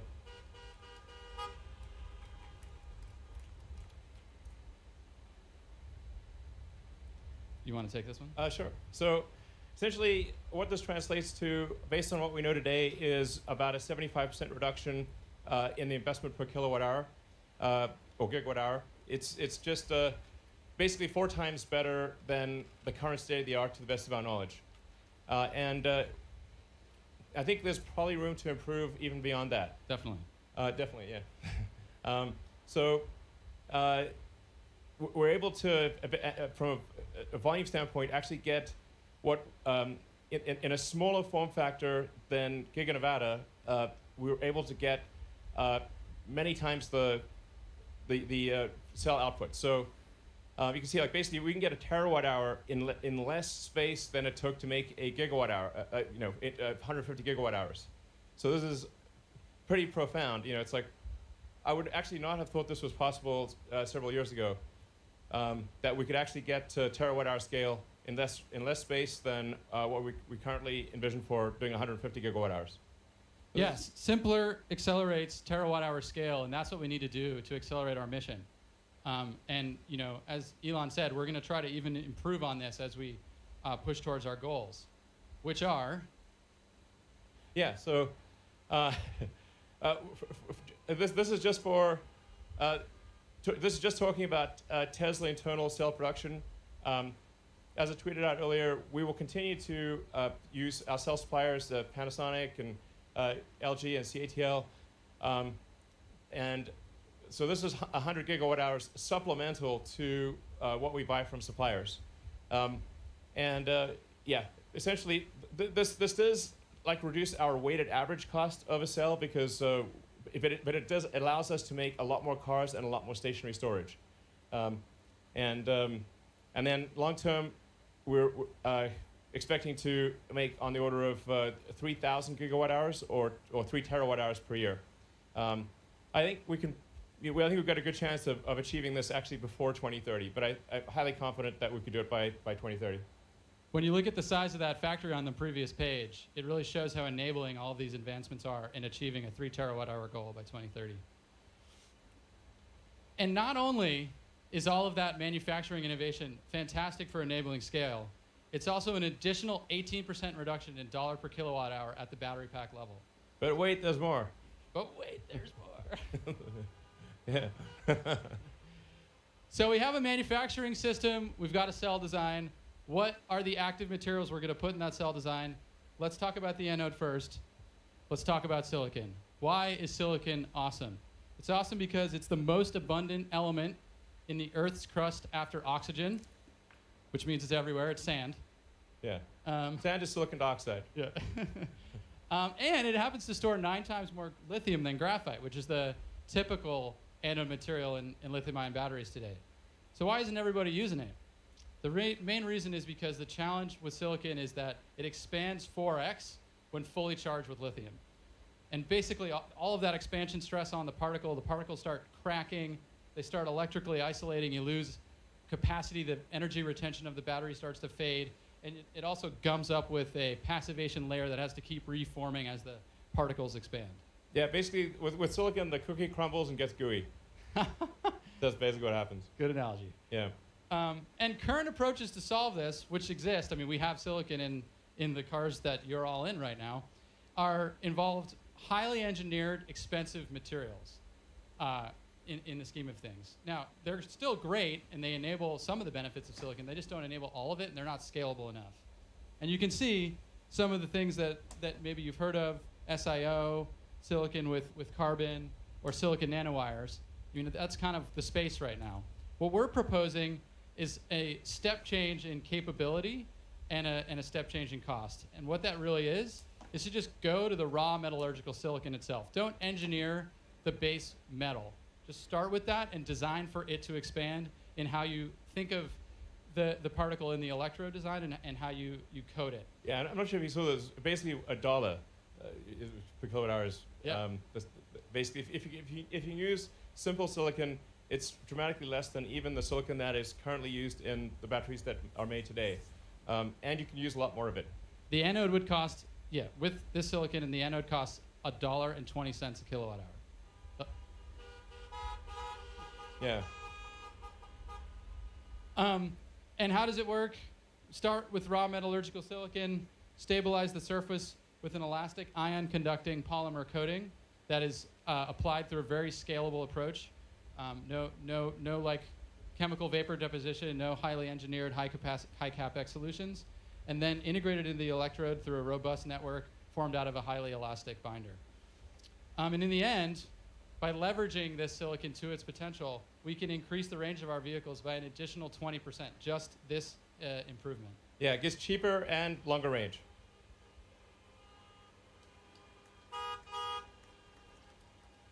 Yeah, and when we take that anode cost reduction, we're looking at another 5% dollar per kilowatt hour reduction at the battery pack level. And there's more. Let's talk about cathodes. What is a battery cathode? Cathodes are like bookshelves where the metal, the nickel, the cobalt, the manganese, or aluminum is like the shelf, and the lithium is the book. And really, what sets apart these different metals is how many books of lithium they can fit on the shelves and how sturdy the shelves are. Cobalt is a... Yeah, sorry, I was going to say, it's tough to exactly figure out what the right analogy is to explain cathode and anode, but a bookshelf is probably a pretty good one in the sense that you need a stable structure to contain the ions. So you want a structure that does not crumble or get gooey, or basically that holds its shape in both the cathode and the anode. As you're moving these ions back and forth, it needs to retain its structure. If it doesn't retain its structure, then you lose cycle life and your battery capacity drops very quickly. Absolutely. Yeah, I totally agree. And I think people are always talking about like, oh, what's the cathode going to be? Is it NCA or whatever? You know, the thing to consider is just fundamentally what the nickel, the metals are capable of, and that's what we have on the chart here. $1 per kilowatt hour cathode of just the metal, using just LME, you know, London Metal Exchange prices, versus the energy density of just the cathode. And you can see nickel is the cheapest and the highest energy density, and that's why increasing nickel is a goal of ours and really everybody's in the energy in the battery industry. But one of the reasons why cobalt is even used at all is because it is a very stable bookshelf. And the challenge with going to pure nickel is stabilizing that bookshelf with only nickel. And that's what we've been working on with our high nickel cathode development, which has 0 cobalt in it. Leveraging novel coatings and dopants, we can get a 15% reduction in cathode $1 per kilowatt hour. Yeah. Big deal. But it's not just about nickel. You want to? Yeah, sure. So in order to scale, we really need to make sure that we're not constrained by total nickel availability. I actually spoke with the CEOs of the biggest mining companies in the world and said, please make more nickel. It's very important. And so I think they are going to make more nickel. But there's also, I think we need to have a kind of a 3-tiered approach to batteries. So starting with iron, that's kind of like a medium range, and then nickel manganese as sort of a medium plus, intermediate, and then a high nickel for long range applications like Cybertruck and the semi. Because something like a semi truck, it's extremely important to have high energy density in order to get long range. So, just to give sort of iron a bit more time, like although if you look at the watt-hours per kilogram at the cathode level of iron, it looks like nickel's twice as good. But when you fully considered at the pack level, everything else taken into account, nickel is about maybe 50 or 60% better than iron. So iron is a little better than it would seem when you look at it at the pack level fully considered. It's not as good as nickel. Nickel is like 50 to 60% better, but it's actually pretty good. And so, good for stationary storage and for medium range applications where energy density is not paramount. And then, like I said, for intermediate, it's kind of a nickel manganese. And it's relatively straightforward to do a cathode that's 2/3 nickel, 1/3 manganese, which would then allow us to make 50% more cell volume with the same amount of nickel. And with very little energy trade-off. I mean, Yeah. Just enough to have you still want to use 100% nickel for something like a semi-truck, but really not much of a sacrifice at all. Yeah. And, beyond the metals, because a lot of people spend time talking about the metals, actually the cathode process itself is a big target. 35% of the cathode $1 per kilowatt hour is just in transferring it into its final form. And so we see that as a big target, and we decided to take that on. Here's a view of the traditional cathode process. Effectively, if you start at the left and you have the metal from the mine, the first thing that happens is the metal from the mine is changed into an intermediate thing called a metal sulfate, because that's just happened to be what chemists wanted a long time ago. And then when you're making the cathode, you have to take this intermediate thing called metal sulfate, add chemicals, add a whole bunch of water, a whole bunch of stuff happens in the middle, and at the end, you get that little bit of cathode and a whole bunch of wastewater and byproducts. Yeah, it's insanely complicated. If you look at the total, like if you're just like, it's a small world journey of I am a nickel atom. What happens to me? And it's crazy. Like you're going around the world 3 times. There's like the moral equivalent of like digging the ditch, filling the ditch, and digging the ditch again. It's total madness, basically. And these things just grew up as they're just kind of like legacy things that it's like how it was done before. And then they connected the dots, but really didn't think of the whole thing from like a first principle standpoint, saying how do we get from the nickel ore in the ground to the finished nickel product for a battery. And so we've looked at the entire value chain and said, how can we make this as simple as possible? And that's what we're proposing here with our process. As you can see, a whole lot less is going on here. We get rid of the intermediate, metal, water, final product cathode, recirculate the water, no wastewater at all. And when you summarize all of that, it's a 66% reduction in CapEx investment, a 76% reduction in process cost, and 0 wastewater. Much more scalable solution. Yeah. Yeah. This is amazing. And then when you think about the fact that now we're actually just directly consuming the raw metal nickel powder, it dramatically simplifies the metal refining part of the whole process. So we can eliminate billions in battery grade nickel intermediate production. It's not needed at all. Yeah. And we can also use that same process we showed on the previous page to directly consume the metal powder coming out of recycled electric vehicle and grid storage batteries. So this process enables both simpler mining and simpler recycling. And now that we have this process, obviously we're going to go and start building our own cathode facility in North America and leveraging all of the North American resources that exist for nickel and lithium. And just doing that, just localizing our cathode supply chain and production, we can reduce miles traveled by all the materials that end up in the cathode by 80%, which is huge for cost. Yeah, I mean, to be clear, cathode production would be part of the Tesla cell production plant. So it would just be, basically, raw materials coming from the mine, and from raw materials in the mine, out comes a battery. And on that note, the way the lithium ends up in the cell is through the cathode, so then we should obviously on-site lithium conversion as well, which is what we will do using a new process that we're going to pioneer. That's a sulfate-free process again, skip the intermediate. 33% reduction in lithium cost, 100% electric facility co-located with the cathode plant. Yeah. So it's important to note that there is a massive amount of lithium on Earth.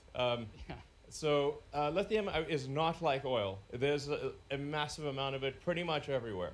In fact, there's enough lithium in the United States to convert the entire United States fleet to electric. Like all the cars in the United States, there's like 300 million or something like that. Every vehicle in the United States can be converted to electric using only lithium that is available in the United States. Discovered today. What we already know is exists. People really haven't even been looking. Yeah, people haven't been trying because it's just like widely available. So, but it is important to say, like, okay, what is the smartest way to take the ore and extract the lithium and do so in an environmentally friendly way? And we actually discovered again, looking at a sort of first principles physics standpoint, instead of just the way it's always been done, is we found that we can actually use table salt, sodium chloride, to basically extract the lithium from the ore. Nobody's done this before. To the best of our knowledge, nobody's done this. And it's a sort of, all the elements are reusable. It's a very sustainable way of obtaining lithium. And we actually we actually got rights to a lithium clay deposit in Nevada. Over 10,000 acres. Over 10,000 acres. And then the nature of the mining is actually, I think, also very environmentally sensitive in that we sort of take a chunk of dirt out of the ground, or remove the lithium, and then put the chunk of dirt back where it was. So it will look pretty much the same as before. It will not look like terrible, and yeah, it'll be nice. Nice. Yeah. That's great. Simply mix clay with salt, put it in water, salt comes out with the lithium, done. I mean, it's pretty crazy. Yeah. So we're really excited about this, and there really is enough lithium in Nevada alone to electrify the entire U.S. fleet. Yeah, that's true. Actually, just what's in Nevada. That's basically there's so much damn lithium on Earth, it's crazy. It's one of the most common elements on the planet. And eventually, as we said at the beginning, when we get to this steady state 20 terawatt hours per year of production, we will transfer the entire non-renewable fleet of both power plants, home heating and battery and industry heating and vehicles to electric. And at that point, we have an awesome resource in those batteries to recycle to make new batteries. So we don't need to do any more mining at that point. And you can see why. Yeah. The difference in the value of the material coming back from the vehicle versus the ground, you'd always go to the vehicle. And we recycle 100% of our vehicle batteries today. And actually, we are starting our pilot full-scale recycling production at Gigafactory Reno next quarter to continue to develop this process as our recycling returns grow. Yeah, I mean, to date it's been done by third parties, but we think we can recycle the batteries more effectively, especially since our batteries, we're making the same battery as the thing we're recycling. So whereas like third-party recyclers have to consider batteries of all kinds. Yeah, and just to think about what this actually means, the recycling resource is always 10 or greater years delayed because batteries last a really long time. But eventually, it is the way that all resources will be made available, and that's why we're investing in this recycling facility in Nevada. Yeah. Long-term, new batteries will come from old batteries once the fleet reaches steady state. Right. Okay, Wow. so we just talked about scaling cathode and recycling. All of the benefits that you just saw are added to this benefit of a 12% reduction in dollars per kilowatt hour at the battery pack level. Almost Okay. at our half the cost goal, but there's one more section. Take it away, Elon. Great.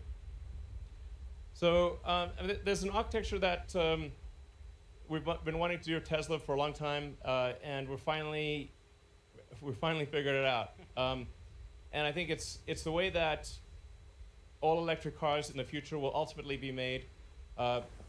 It's the right way to do things. So it starts with having a single piece casting, or a single piece casting for the front body and the rear body. And in order to do this, we commissioned the largest casting machine that has ever been made. And it's currently working just over the road at our Fremont plant. We have it's pretty sweet. Making the currently making the entire rear section of the car as a single piece, high pressure die cast aluminum. And in order to do this, we actually had to develop our own alloy because we wanted a high strength casting alloy that did not require coatings or heat treatment. This is a big deal for castings, especially with a large casting. If you heat treat it afterwards, it tends to deform. It kind of like does this like potato chip thing. So it's very hard to keep a large casting to have its shape. So in order to achieve this, there was no alloy that existed that could do this. So we developed our own alloy, a special alloy of aluminum that has high strength without heat treat and is very castable. So that's a great achievement of our materials team. In fact, in general, we've got a lot of advanced materials coming for Tesla, that new alloys and materials that have never existed before. So you're basically making the front and rear of the car as a single piece, and then that then interfaces to what we call the structural battery, where the battery for the first time will have dual use. The battery will both have the use as an energy device and as structure. This is absolutely the way things are done. In the early days of aircraft, they would carry the fuel tanks as cargo. So the fuel tanks actually were quite difficult to carry. They were like basically worse than cargo. You had to kind of bolt them down. It was very difficult. And then somebody said, hey, what if we just make the wing tanks, what if we just make the fuel tank in wing shape?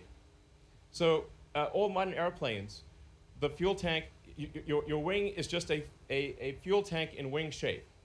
This is absolutely the way to do it. And then the fuel tank serves as dual structure, and it's no longer cargo.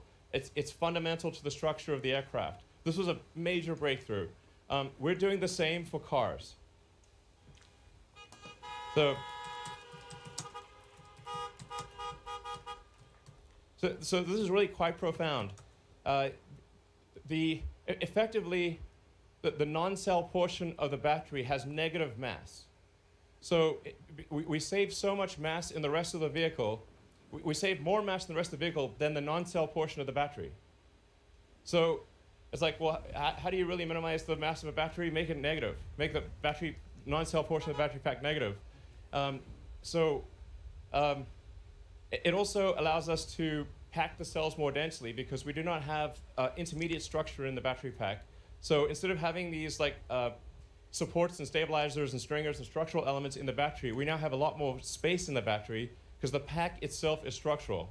What we do is essentially, instead of having just a filler that is a flame retardant, which is currently what is in the 3-in-1 battery packs, we have a filler that is a structural adhesive, as well as flame retardant.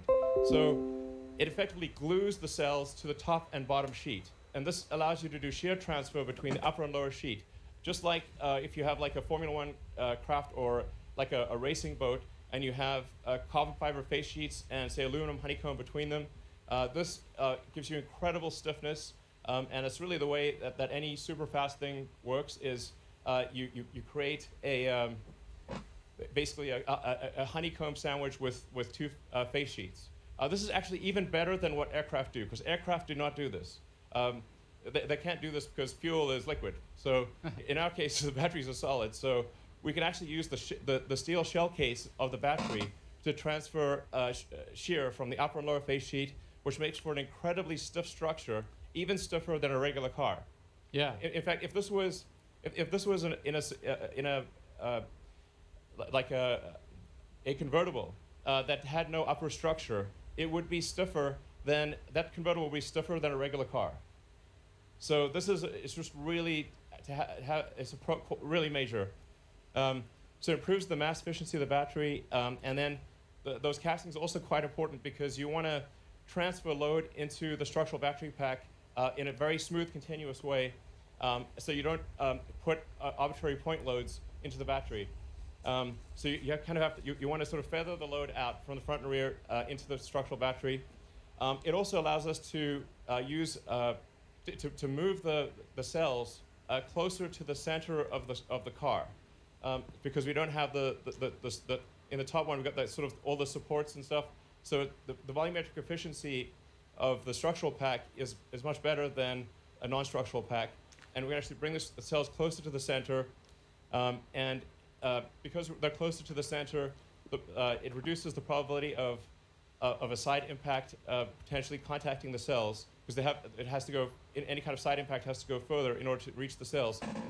It also improves what's called the polar moment of inertia, which is that you can think of like when there's ice skater, arms out or arms in. Arms in, you rotate faster. So if you can bring things closer to the center, you reduce the polar moment of inertia, and that means the car maneuvers better. It just feels better. You don't know why, but it just feels more agile. So it's really cool. This is really major. Like I said, so 10% mass reduction in the body of the car, 14% range increase, 370 fewer parts. So, I mean, I really think that long term, in any cars that do not take this architecture will not be competitive.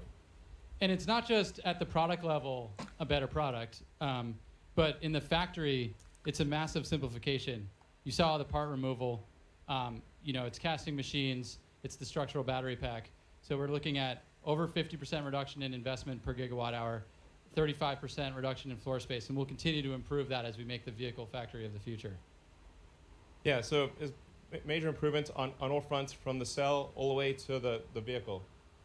And in addition to the improvements we just said on enabling additional range and improving the structural performance of the vehicle, it is worth another 7% dollar per kilowatt hour reduction at the battery pack level, bringing our total reductions now to 56% dollars per kilowatt hour. Yeah. Yeah, subscribe to this channel, guys. Yeah. Even Elon says that. Subscribe and join the Discord group. All right, so stacking it up.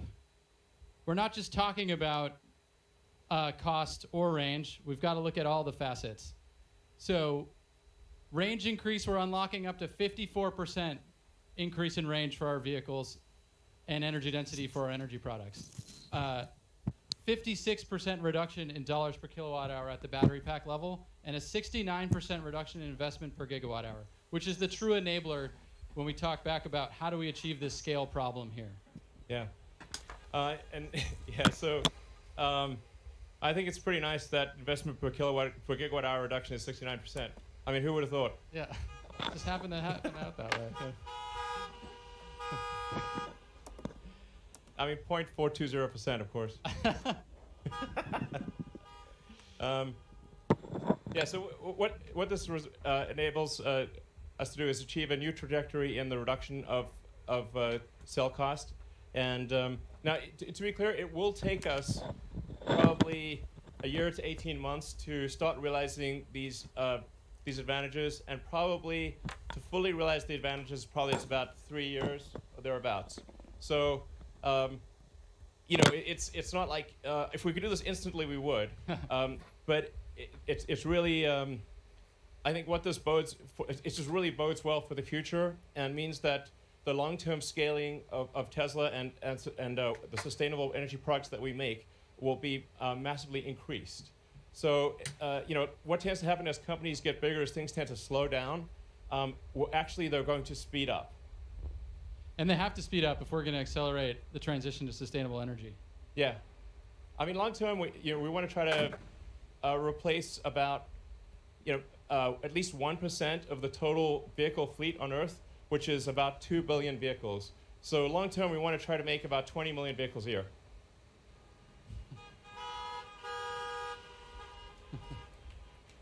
But I think it's important to point out that when we talked about 3 terawatt hours by 2030, the problem is a 20 terawatt hour problem. So everybody needs to be accelerating their efforts to accomplish these objectives. Doesn't matter where you are in the value chain, there is a ton to do. You need to rethink from first principles how you do it so that you can scale to meet all of our objectives. Yep. And Elon? Sure. What does this mean? What does it mean for what does this mean for our future products? We're confident that long term we can design and manufacture a compelling $25,000 electric vehicle.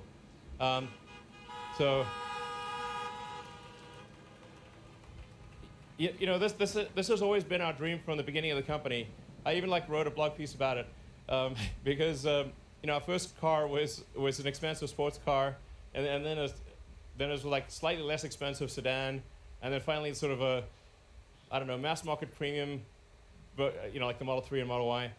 But it was always our goal to try to make an affordable electric car, and I think probably, like I said, about 3 years from now, we're confident we can make a very compelling $25,000 electric vehicle that's also fully autonomous.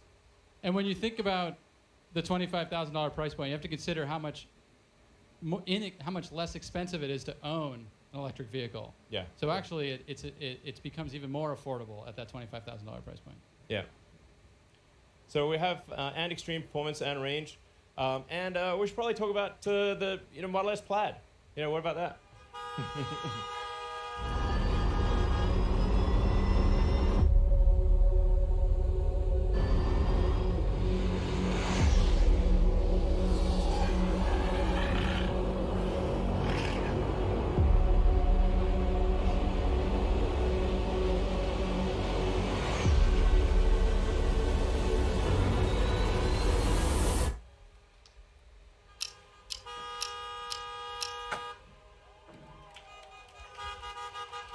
Yeah.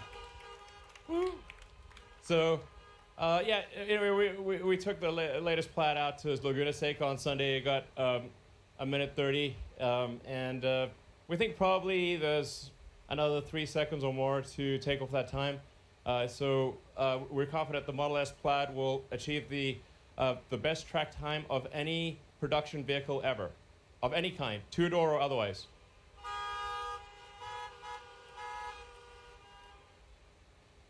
And you can order it now, and it's available basically end of next year. So, and now we'll move to Q&A. Absolutely. So we'll invite a few people on stage. Come on up, team.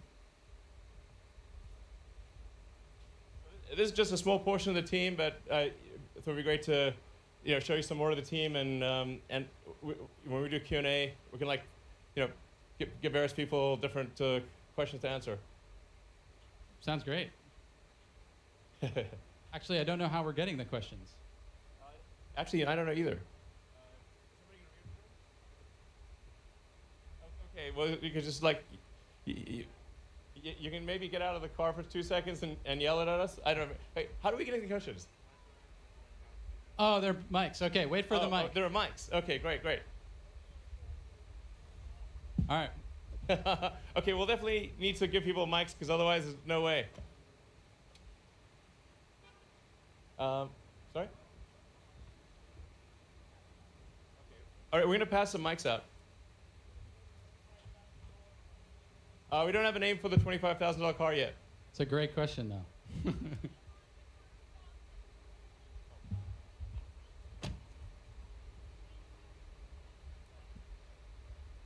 Yes, we will be manufacturing cells in Berlin. Yep. Thermal management system? For homes. Oh, you mean like the home HVAC? Yeah, that's a pet project that I'd love to get going on. I don't know, maybe we'll start working on that next year. Because I just think you could really make a way better home HVAC system that's really quiet and super efficient and super energy efficient, and also has like a way better filter for particles, and and it works very reliably. And we've already developed that for the car. Like, so the heat pump in the Model Y is really pretty spectacular. I mean, it's tiny, it's efficient, it has to last for 15 years. It's got to work in all kinds of conditions, from the coldest winter to the hottest summer. So we've actually already done a massive amount of the work necessary for a really kick-ass home HVAC. And they can also like stack them. So if you want to say, depending upon the size of your house or whatever, how much you need, you can just basically stack them, and just have a very compelling, super efficient home HVAC. And then you can also communicate with the car, and it'll know when you're coming home. So it's like, oh, I don't need to keep the house cold all day. I just cool it down because I knew you were coming home. So the pack can communicate with the car and just like really dial it into when you actually need cooling and heating. It'd be great. Fun product. Yeah. Who's next? Hello. Hey guys, Eli here from Tesla Owners Club, My Tesla Adventure. Just quick question. So I'm a huge fan of car camping in my Tesla with my dream case, like my all-time favorite activity. Is it going to be possible to get climate control to the back of the Cybertruck? Because that would be the ultimate camping machine if we can get all-night climate control. We'll try to do that. Yeah. I agree. That would be really cool. Yeah. All right, who's next? Hello. Long-time fan, great guy. Just a question. How does the ICE industry look like for in the future? Well, I don't think there will be an ICE industry long term. So yeah. I mean, well, I guess there might be like a few things that are like, it's a like curious thing. Like, I mean, there's still like some steam engines made somewhere, but like they're just basically sort of quirky collector's items. I mean, that will be the future of the internal combustion engine car. Hi, Elon, to your left here in the white Model Y. Ryan McCaffrey from the Ride the Lightning Tesla podcast. Curious about Cybertruck. It was interesting to see where you had it in on the battery technology front. I'm sort of curious what you see for it in the production front. Is its volume, trucks are so popular in America, do you see its volume equaling the 3 or the Y in the future? And also, is were you able to get Tesla is able to legally be sold in Texas as part of the Giga Texas deal? Well, it's hard to say what the volume exactly would be for the Cybertruck. The orders are gigantic. So we have like, I don't know, well over 500,000 orders. I think maybe 600,000 or 600,000. That's a lot, basically. We stopped counting. So I think there's probably room for, I don't know, at least like a unit volume of like 250 to 300,000 a year, maybe more. Now we are designing the Cybertruck to meet the American spec, because if you try to design a car to meet the global, the superset of all global requirements, it basically, you can't make the Cybertruck. It's impossible. It really is designed for the American market, but this is the biggest market. Our North American market is the biggest market for pickup trucks by far, or large pickup trucks. And then I think for we'll probably make an international version of the Cybertruck that'll be kind of smaller, kind of like a tight Wolverine package. It'll still be cooler, but it'll be smaller, because you just can't make a giant truck like that for most markets. So yeah, but it's gonna be great. And I don't know. I think probably we'll be able to sell directly in Texas. We do pretty well right now, but it is a bit weird not being able to actually conclude a transaction in Texas. But it's got to be like a click on a server based in California.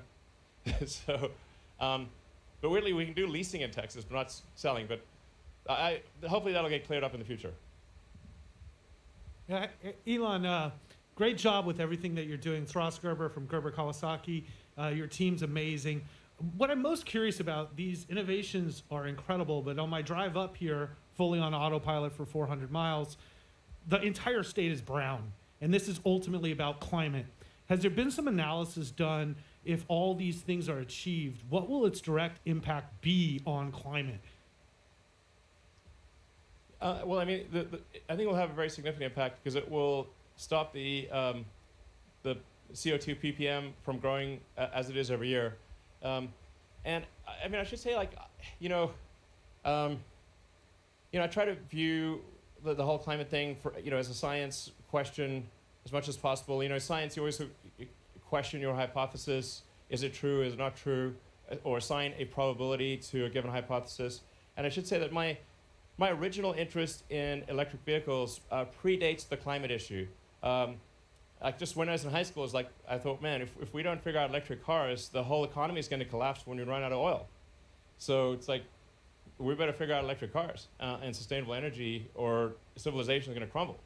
And then it was only kind of later that the significance of the climate risk became apparent.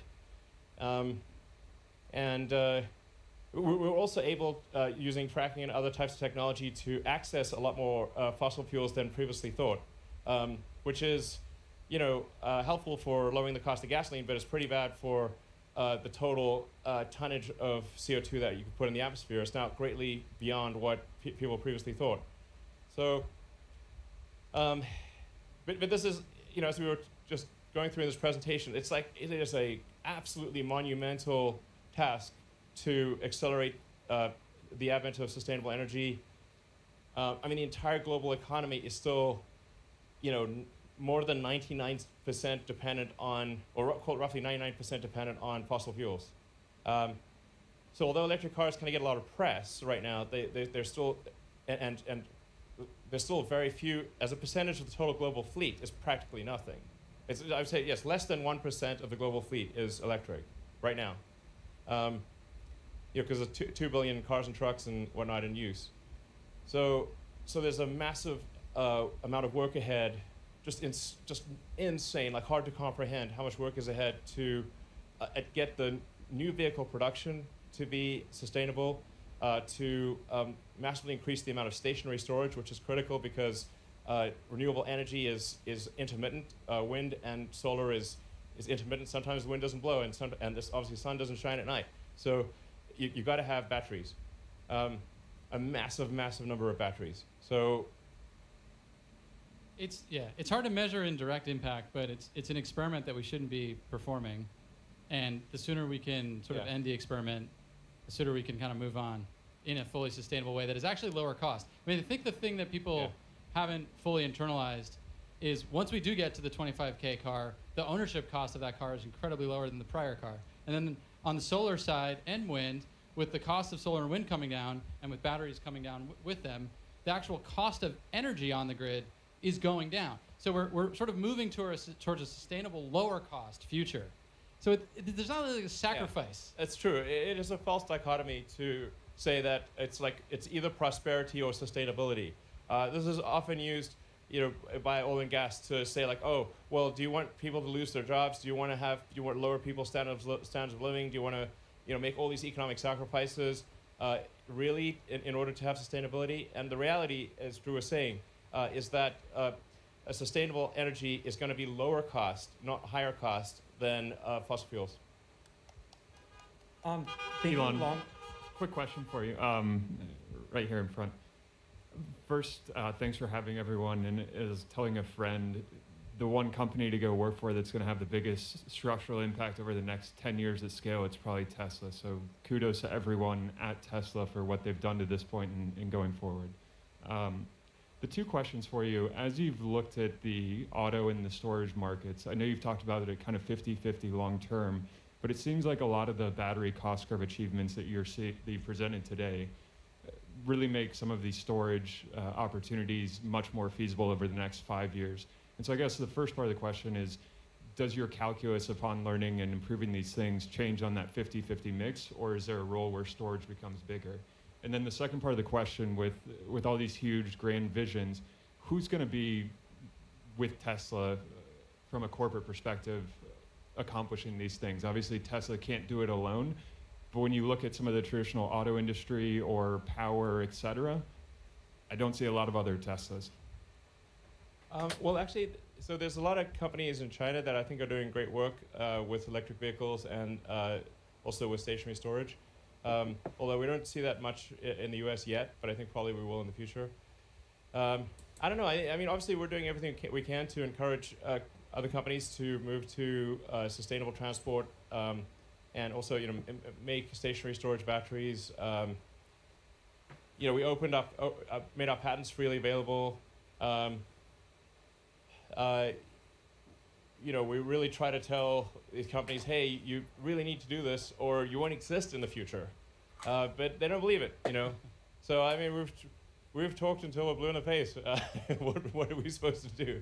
But we really are hopeful that other companies will also do what we're doing, and that will make a sustainable future come sooner. From a fundamental market size perspective, like we did the first ground up work to show the size of the market in terawatt hours, and they are roughly 50-50. 10 terawatt hours for transportation, 10 terawatt hours for the grid. And part of that is because the grid batteries, because when you're making a power plant, you're making a large investment, are 25-year assets or greater. If the grid batteries were 10-year kind of things, the grid market would be bigger, but because it's a longer duration asset, they're roughly the same size. Thinking long term, is there any other segments that this new battery will be able to disrupt or electrify beyond just the initial Model 2 or cheaper sedan, like a boat, boring company, Luke, plane, boat? Where are you, Golly? Are you there? What's up? Right here. Okay, great. It's like ventriloquism here. It's like we just get the sound out of the speaker and you can't tell where the heck it's coming from. Yeah, any hints, or is the Model 2 such a big deal because it decreases the cost of transportation that is really the disruption? Or should we get hyped that this new cost curve opens up different vehicle categories like a high passenger density bus, boring loop, boat, plane?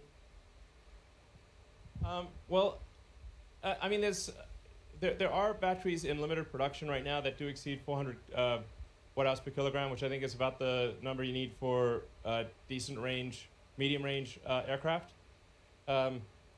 And I think our batteries will, over time, start to approach the 400 watt-hours per kilogram range as well. I mean, I think over time we'll see all modes of transport, with the ironic exception of rockets, transition to sustainability, or to electric, basically. On the rocket front, what we're planning to do is about 80% of Starship is liquid oxygen, and we're actually already running a power line to be able to use wind power to create the liquid oxygen.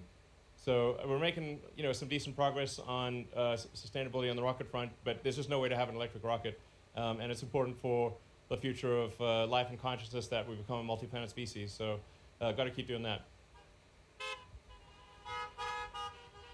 Hi, Elon. Hello. Josh Phillips here, retail investor. I have a question in regards to the lithium and nickel industries and the likely price spikes and shortages of high-grade materials the EV industry is likely to see if they don't act fast to address future supply.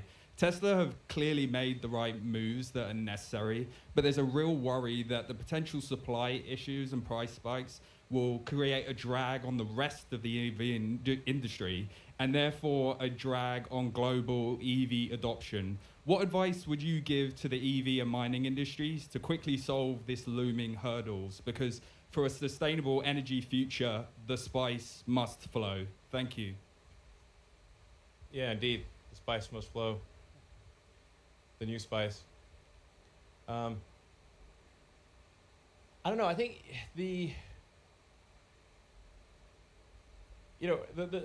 I'm not sure. I guess we can try to like basically overdo it in cell production and perhaps supply cells to others.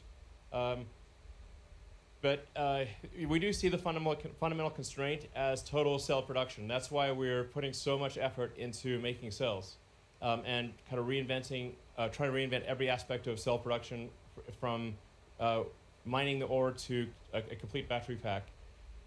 Because it's the fundamental constraint. We're not getting into the cell business because we, just for the hell of it. It's because it's the fundamental constraint. It's the thing that is the limiting factor for rapid growth. But we could certainly try to overdo it on cell production and perhaps sell cells to others.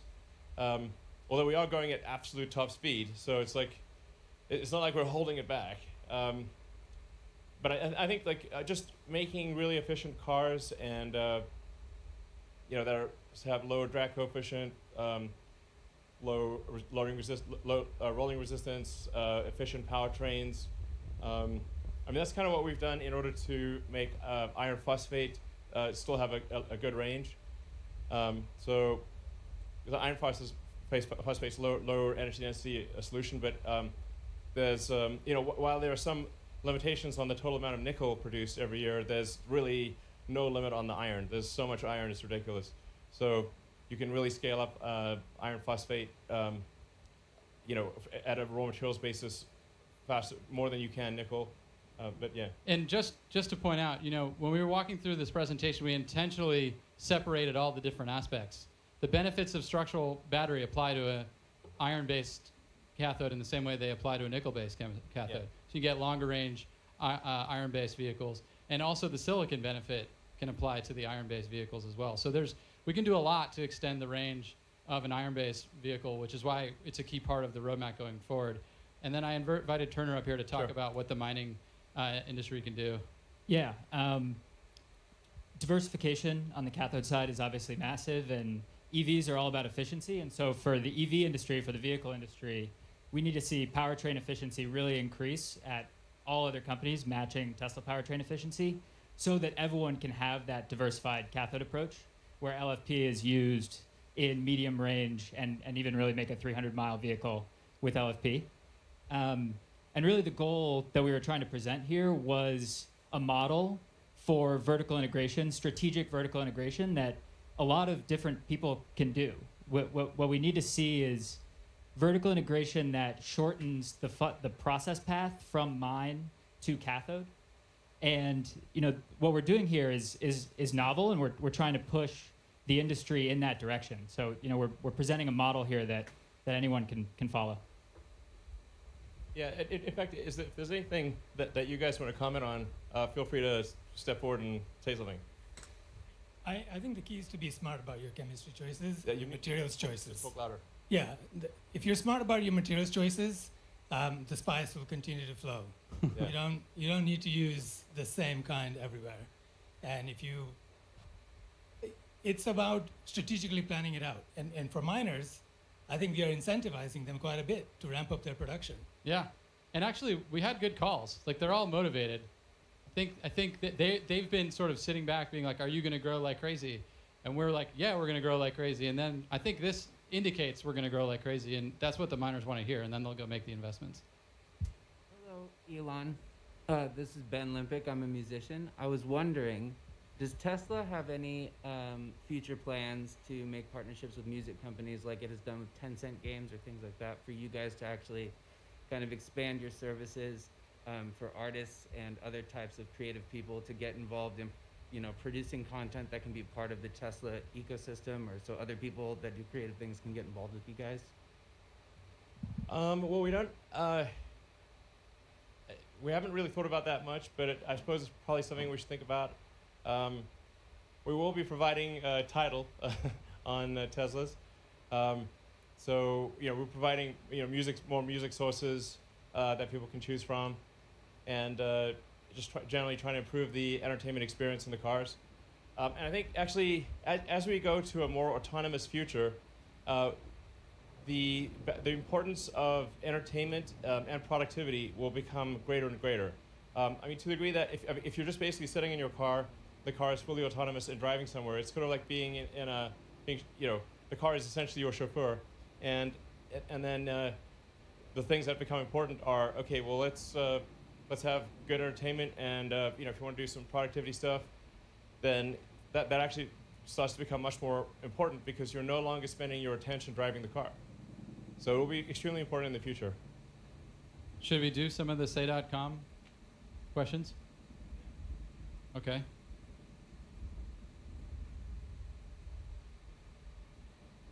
Should we do the second one? Yeah, the first one I think we already answered. Like if we're able to make enough cells, which we'll try to do, or we will supply other companies.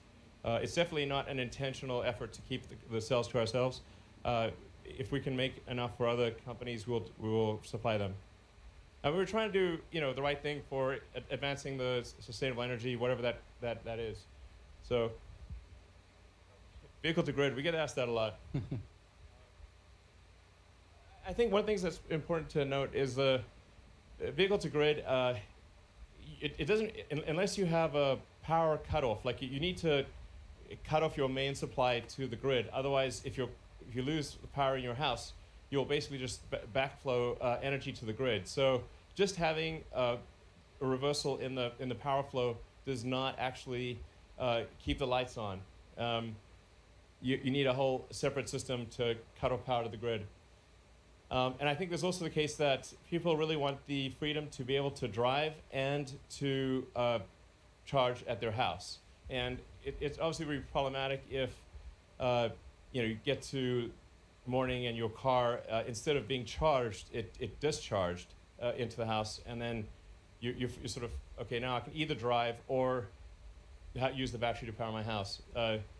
I think it's actually going to be better for people's freedom of action to have a power wall and a car separate, and then it's everything works. And you add that, you basically combine that with solar, either solar retrofit or solar glass roof, and local battery storage. So you basically become your own utility, and then the car is can be charged also with solar. I think that's like the stuff that works. That said, we can certainly do vehicle to grid. I think we can basically enable that with software in Europe or something, right? Yeah. We are future generations of power electronics. We will be able to do this more or less everywhere from a energy market participation perspective. But yeah, from a backing up the house, and it just so happens that the way the North American connectors are on all the cars in North America, it doesn't matter whether it's the Tesla connector or the connector that the other vehicles have, doesn't actually support powering your home. It's unfortunate. So you'd need an additional hardware to do that. But yeah, in the future, all versions of our vehicles will be able to at least do bidirectional power flow for the purposes of energy market participation. But even for that, it's important to remember that your car isn't plugged in 24/7. So it's kind of an unpredictable resource for the grid. It'll have a value, but it's not the same as a stationary battery pack. Yeah, honestly, a vehicle to grid sounds good, but I think actually has a much lower utility than people think. I think very few people would actually use vehicle to grid, and we actually had with the original Roadster, we had vehicle to grid capabilities. Nobody used it.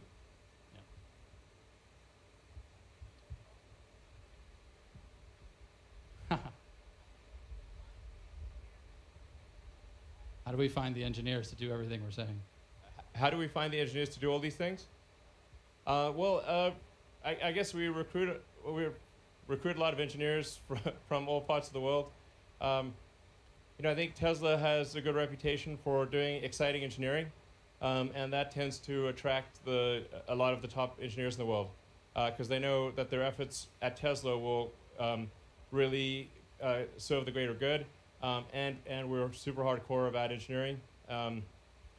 Tesla is first and foremost an engineering company. It's hardcore engineering is what we do. The sheer amount of hardcore engineering done at Tesla is insane.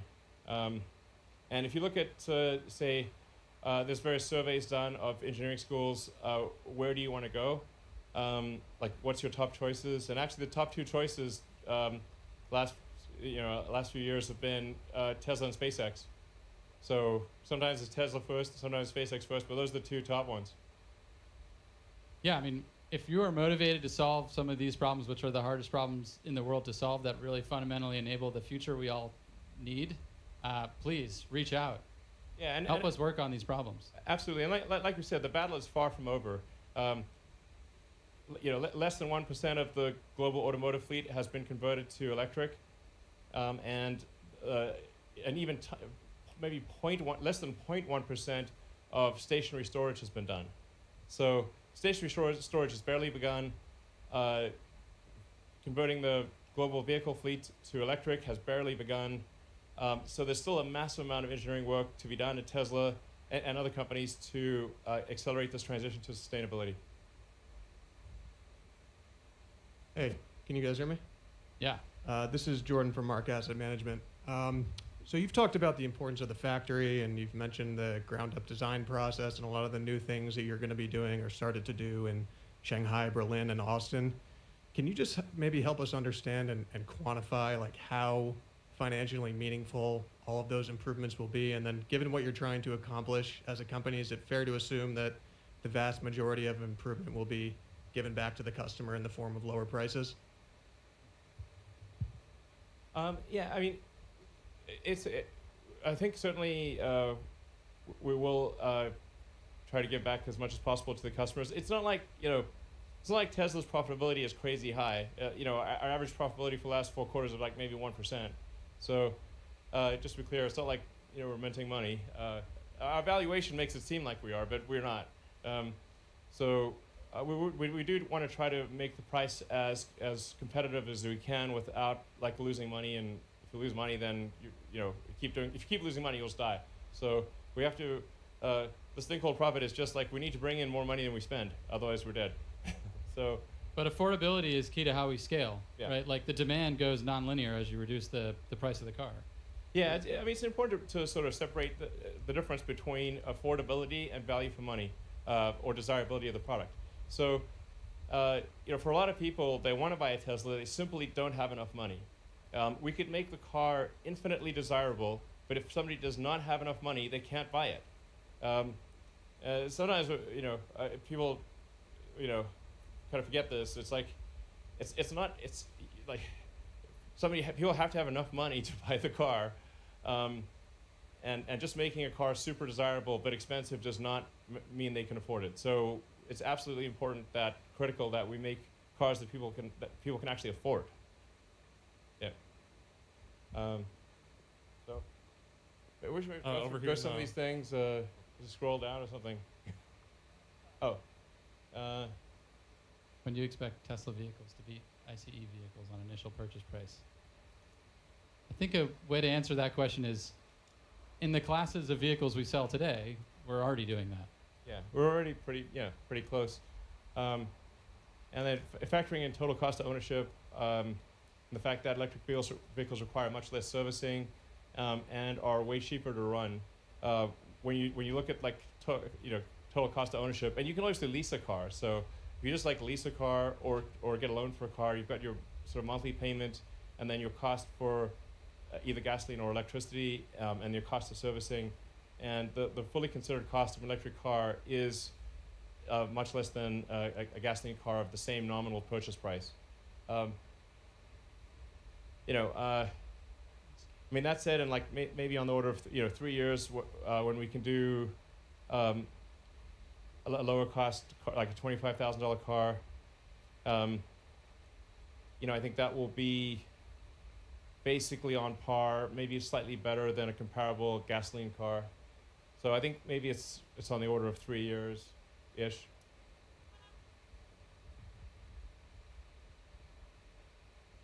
How have the technology advancements and increased vertical integration of battery manufacturing influenced your ability to improve the environmental and social impact of the supply chain? And I think, yeah. I think we sort of have said that already. Yeah. Do you have some ability to scroll through this? Just scroll away. We covered recycling. Yeah. Well, just scroll until we've got stuff that we haven't covered. We definitely covered that top Yeah, one. a lot of things we've already answered, I think.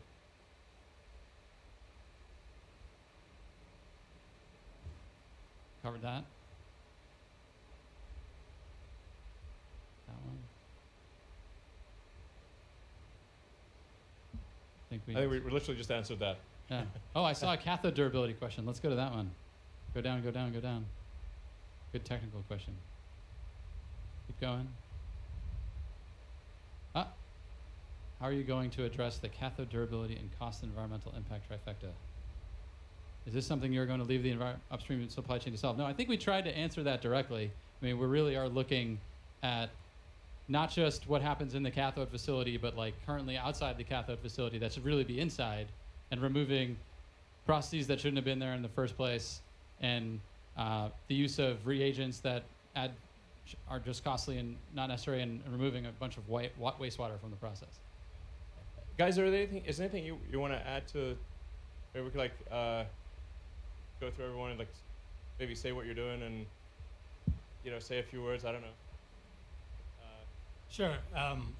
I just want to reiterate the fact that this is a massive problem. Massive problem. And it seems like Tesla's on its way and ahead, but we need everybody's help because it's everybody's planet, and we're not going to get to 20 terawatt-hours by ourselves. So please think about this carefully as it affects everybody. So let's get on it. And obviously, if you care about solving sustainability and doing hardcore engineering, definitely come work at Tesla. Yeah, we went through a couple of the manufacturing improvements, and it kind of looks easy when you put together a nice slide deck, but the challenges are like this. It's super challenging when you take materials out of the process, when you integrate processes together.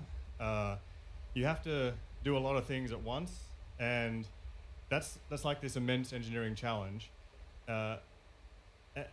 And so, like, to appreciate that, like, you need, like, to get through this, we need, like, the best engineers we've got. And we've got this awesome team. I just want to shout out also to all of our team watching, like, you guys are awesome. Like, you absolutely kicked ass putting this together. And, yeah. Yes. Thank you. Thank you, Tesla team. Totally agree. Yeah, that's it. Like, yeah. Okay. Yeah. Rodney Westmoreland, managing the construction here at Tesla. What I would like to say is, one, shout out to the team. The team has been working effortlessly. A very, very tough project here for 24 hours a day, it seems like, around the clock to have this complete. The thing that sets us apart from a lot of other construction, we have a construction company here. The thing that sets us apart is that we're integrated in the manufacturing process. So every detail that comes from Drew's mouth is directly implicated into the system that we're building. That way, what would typically take 3 or 4 months to create a specification, our design team is working right with the manufacturing team to allow us to speed that process up tremendously. So, yeah, it's definitely a important part of the vertically integrated approach is to be able to design the factory around the equipment, in fact, together with the equipment, so that you can build the factory at lower cost and more quickly. Yeah, I'm Scott. I focus on cell design. I think it's hard to put into words how inspiring this is. I've been at it for a long time with Tesla, and yeah, I really hope others do join us. Since when, Scott? Since 2005. Yep, yes. With many of you, but thank you. It. 6. Yeah, a year before Drew, but who's keeping track? But I'm really stoked at what the team's been able to accomplish over the last, short period of time, about a year. It's been really an incredible transformation. I mean, hopefully what we've shown you inspires you to join us or join somebody else in the effort. And I couldn't think of a greater, more intelligent, more hardworking team to be working on with this problem. Hi, Peter. I lead the manufacturing improvement team. And I guess the point that I would like to make is manufacturing improvements is like the accelerator. So like you think about the execution that Rodney talked about in terms of how fast we've been able to put together this factory, which is amazing and something that's been really incredible to be a part of. That's not enough. What we need to do is improve the manufacturing technology. That's the real accelerator. And that's what we're really focused on. Elon talks about it all the time, that really going and improving that system is what will enable us to get to the scale and the cost that we need. And then the other point that I would make is on the recruiting side, like, it doesn't matter if you know about batteries. If you come from any industry, you can do something fantastic in the work that we're doing. We talk to people from industries that you wouldn't imagine. Like, I talked to a guy who makes golf balls, and he has stuff which is really impactful for what we're doing. So, you know, if you're in any industry and you want to be, you know, impactful here, like, come join us. It'd be great. Hi, excuse me. Hi, I'm Tony. I've been working in lithium and cathode materials for almost 23 years now, and this is the most growth I've seen in a company. I've been here a little over a year and a half. We're hiring amazing people that are allowing us to leverage technology that most of the industry is struggling to achieve. So to answer the question, how are we going to do this? We are really advancing the materials manufacturing for cathodes and for lithium beyond what has been accomplished in the previous 20 years. It's exciting. Yeah, my name's Turner. Work closely with the team. I've worked a lot with everyone here, and on the cathode and upstream materials side, it's really important that everyone understand that this growth is coming. This growth is real. We are going to make all of these batteries, and everyone needs to grow with us. The entire supply chain needs to grow with us. And if you have an idea that simplifies anything in the supply chain, come talk to us, come work with us, and let's do it. Any existing specification is wrong. Any existing manufacturing method is wrong. Process equipment, it's wrong. It's just a question of how wrong. Yes. Quote Exactly. Elon Musk. Yes, exactly. We're wrong. Just a question of how wrong. Just try to be less wrong. So tell us how we're wrong and how we could do it better so that we can accelerate and improve as fast as possible. All right. Well, I guess thank you everyone for coming. I hope you liked the presentation. Very exciting future ahead. We're going to work our damnedest to transition the world to sustainable energy as quickly as possible, and your support and help is key to that success. So thanks again, super appreciated, and look forward to the next event. Thank you. Thank you.